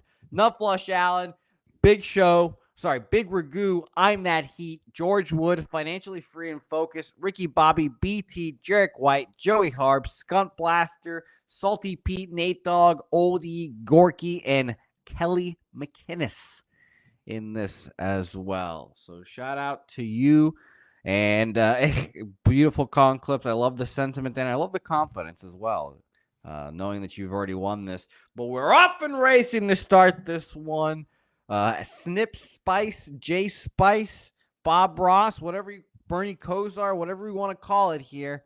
just know that there'll never be another better horse call than what we have on Thursday and Fridays here. It's a beautiful race. Bunched group. It is. Old E in the lead right now. Helga looks like she's in the back with Kelly, but again, we know, Jimmy, late pace. It's all that matters. All that matters. Oldie, this is a very tightly grouped, just about 3 lengths separate the thoroughbreds here. Old E in a group with the Skunk Blaster. Salty. Now we see changes. Old E falling back. Jarek White is taking over the lead, and here comes Coin. Here comes Coin and Old E. Coin on the outside, in the inside, Old E. And Helga making a huge Come on, Helga. Get to the top trying to find the wire, and he gets there. Salty Pete, BT, and Coin move on to the finals. I'm going to write this down. Salty Pete, BT, our guy, we've got to hang out with BT and Coin. Moving on, Coin just held. I thought looks like Ricky Bobby should be third, doesn't it? But no, it does. Nay, Ricky, not today. It's almost like when you're trying to escape from the hood and you get shot. I still haven't watched Boys in the Hood. I don't know how he gets shot. Still, I don't know. I still don't know. All right. No, that's okay. I'll Also, Salty Pete of Harbor Acres Cottages. We found out that there was a perfect week in week 1, so we'll have everything changed by tomorrow for the. There was 2. Yeah, I was not given that information, so we were going to change everything up. Harbor Acres Cottages perfect week. There'll be some changes to the numbers here for the winners in week 1 and week 2, but that will be up here in a second. So. There we go. We have our first 3 members of the final. Salty Pete, BT, and Coin move on to the finals. Here is numero 2. Numero 2. That was a good one. My mom would be proud of that Spanglish right there. Thank you. Numero 2. We have another fun field here. I was reading it off earlier, and I'll continue reading it now. Ryan Kozlowski, Dutch Boy Fresh, Resmob, Al Cervix, Collins Clips, Zoe Faye, Big Show, Picks, Boogie Main, Bo Jackson, Johnny Gungs, K Wolf, Big T, who, by the way, made a great drop for Kong's Clips that we'll be using hopefully soon. Am I lying? Juan Chavez, Kent Davies, Joey Marinaccio, J Dub, Lil Domo, Sam Comer, and Barry Roselle in the mix here. And we're racing here immediately. They could not wait to get out of the tracks here. And K Wolf can't either. He puts his snout in the lead, but we have a bunch of tightly wound horses today. We brought all the best thoroughbreds because it is Breeders' Cup season, damn it. And these are the best of the best. K Wolf in the lead. Kent Davies right there, Jimmy. Who is taking it? Who's taking the Breeders' Cup? City of Troy is. That's who, Jimmy.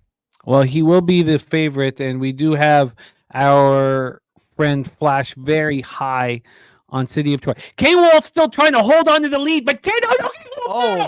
K-Wolf, no. Blown Kent tire. Davies now in the lead, but Kong's Clips right there. He already told us he's going to win. Come back, Jimmy.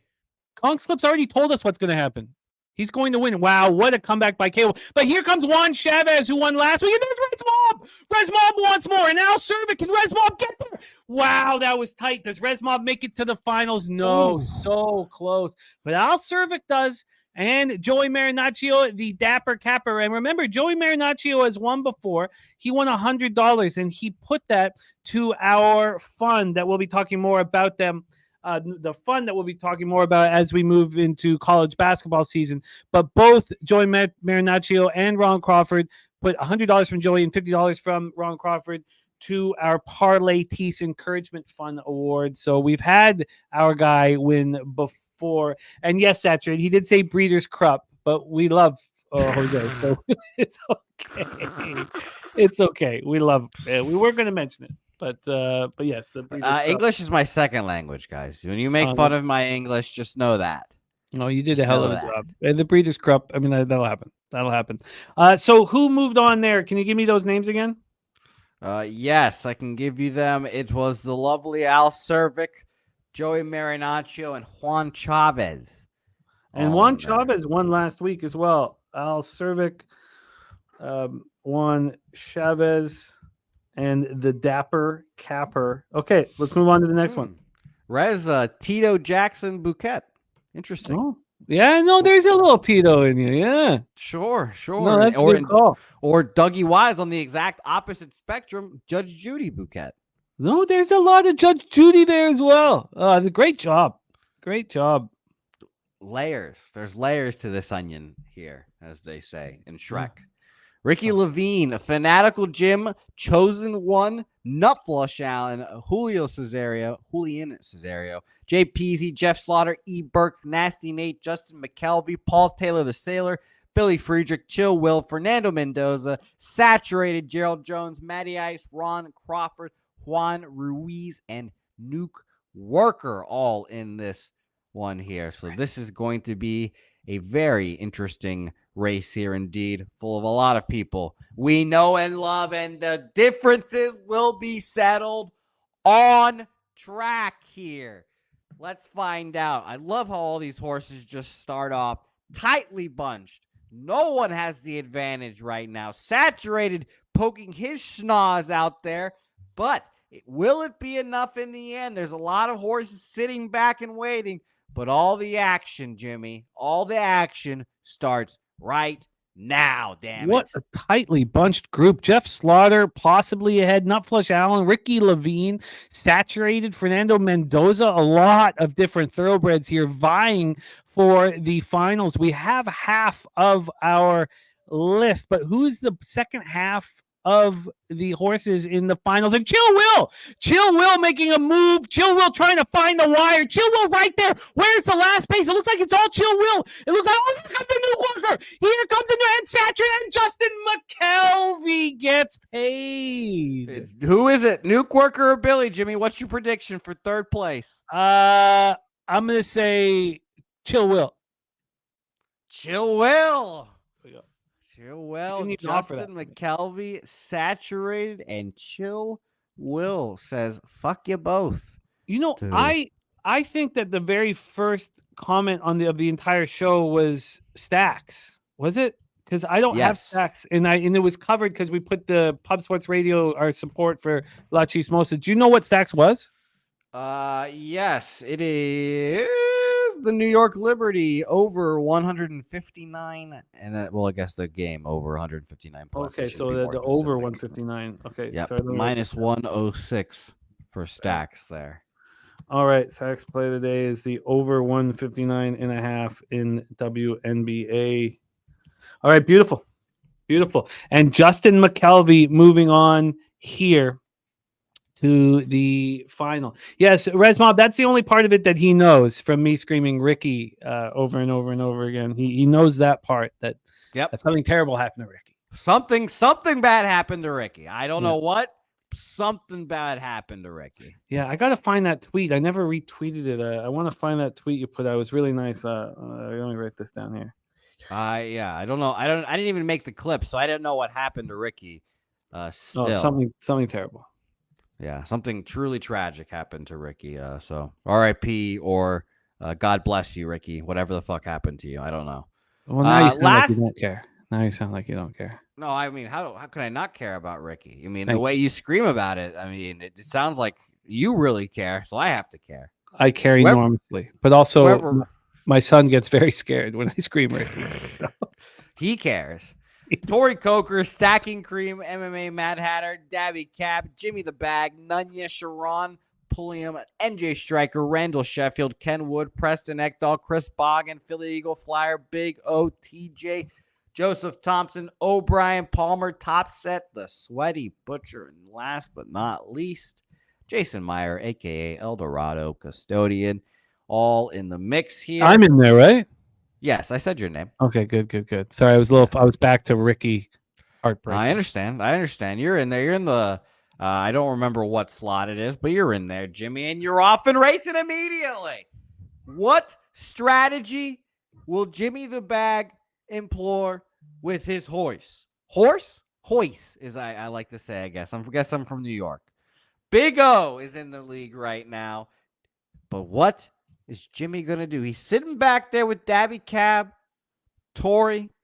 Looks like he's the 5 horse. I'm in a nice spot.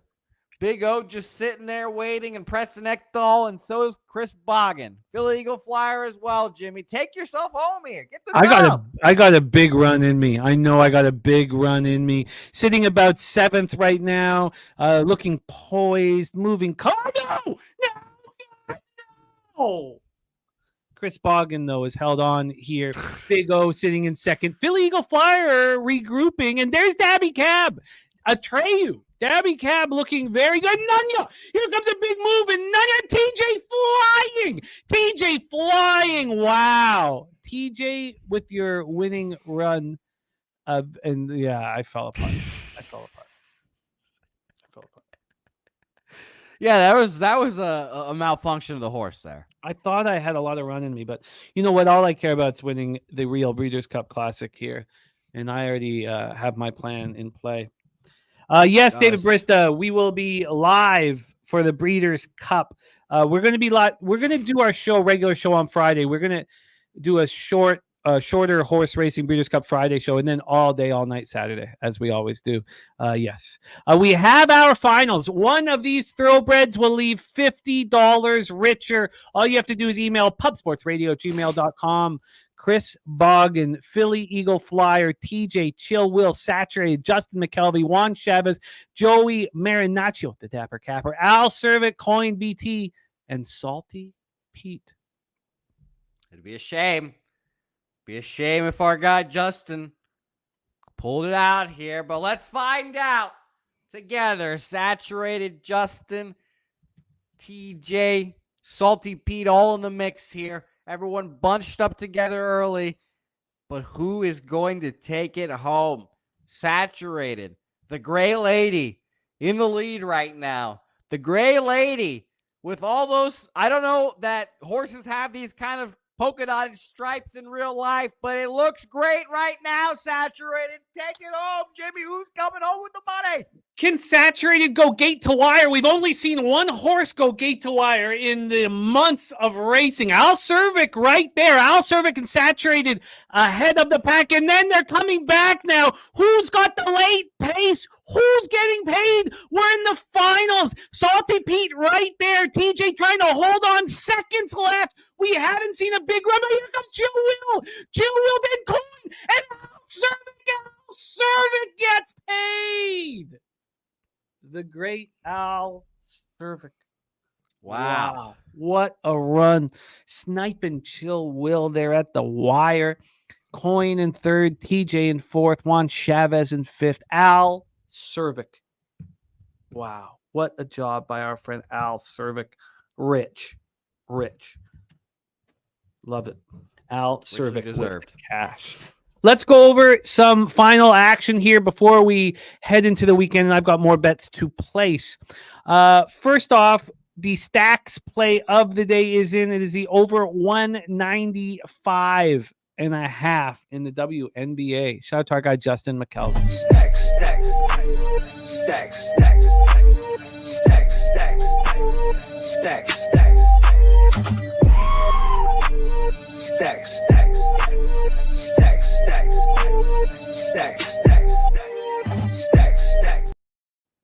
Kong's Clips, the favorite in the race is a European horse named City of Troy. There is a Japanese horse that ran spectacular in the Derby and lost by a nostril, and then went ahead and won the Japanese Derby about a month ago, and that's Forever Young.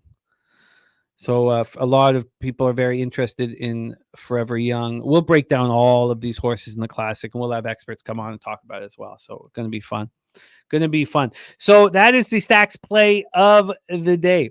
9 legacy play of the day. Florida State money line and the Avalanche money line, and Troy Terry to record a goal. In CFL, that's where I'm getting paid. I'm coming off a monster week in CFL, as big of a week as I can remember having without a future bet involved in Canadian football. I'm on the Tiger Cats -2.5 and the Tiger Cats double result at +120. I had Argos -2.5 queued up, and it flashed to 3.5 And that was, oh God. And then it went to 4.5, man. So I got the Tiger Cats minus 2.5 right now. And these were all at 365. Right now, the Tiger Cats are 5-point favorites.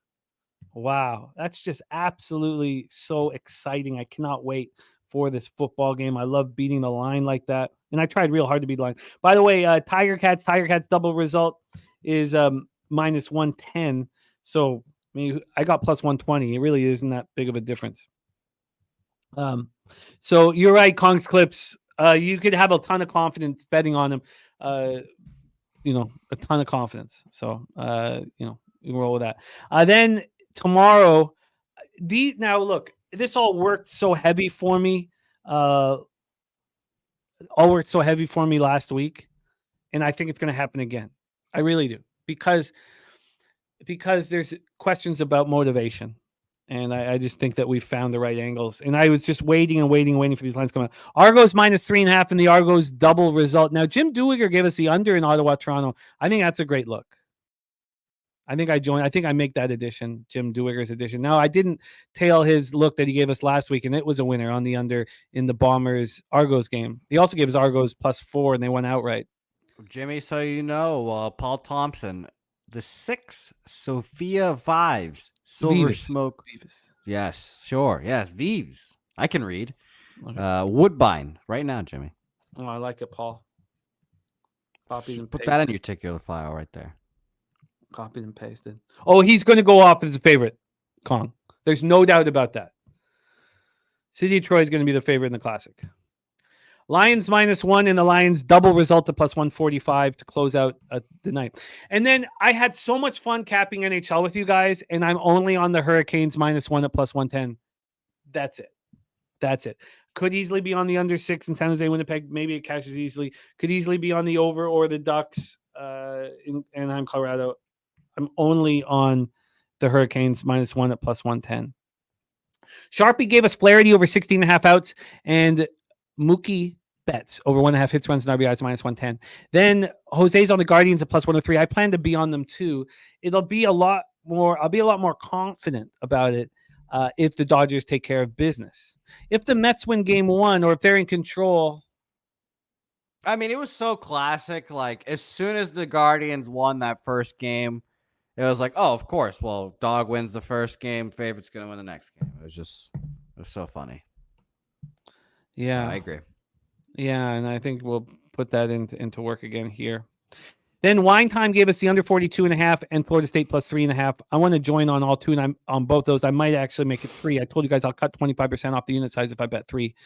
I not in the business of real triple ups, even though the college football unit size is 66% of what my NFL unit size and NHL unit size is. I still don't want to triple up. That's the only action here in college football.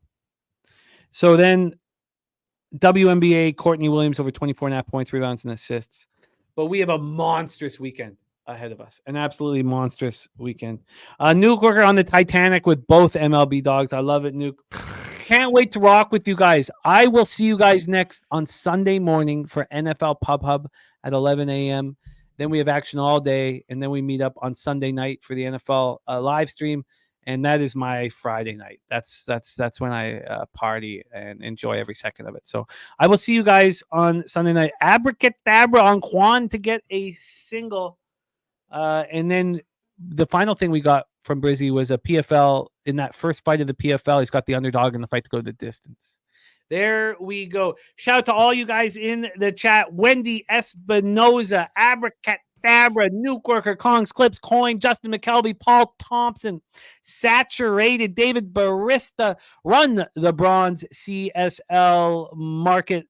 Thank you guys so much. Rez Mob, our horse racing winner yesterday. Congratulations. And thank you guys for all the support, all the green and all the gold members. Thank you so much. Jay Peasy, Big Scott, Joey Marinaccio, Jim Duwiger. So Jim, I'm going to join you on that under. I think you've nailed it. I'm going to spend a tiny bit more time on it, but I expect to move on that soon. All you guys, thank you. Morgan Spooner, Kelly McKinnis. Thank you, guys. Sportsman of the Year, our guy, Lucky Lefty, Ron Crawford, Abel Alvarez, Truth Teller. Thank you, guys. And Jose, spectacular work here with your wardrobe changes from day to day, bringing a levity to this this very difficult world that we are trying to succeed in. And I love capping with you, and thank you for all your hard work, my friend. Go get the Guardians cash. I hope I join you. I hope I bet it soon. And let's get all of the money. And I want That'd be nice. the CFL card is just ripe for me to smack and grab. So I'm really excited. Thank you, T Moss. Jose, can you please bless our action and lead us into the weekend? Of course. Good luck, everyone. Tune into Dabby Cab's live stream on Saturday. I'll be there as well. It'll be a whole lot of fun. We'll be talking Miami and Louisville. Shout out to UConn's Clips. But, you know, we have these 2 baseball games tonight. It might be the last time we see this franchise for a little bit. So let's let the Earl brothers play us out again.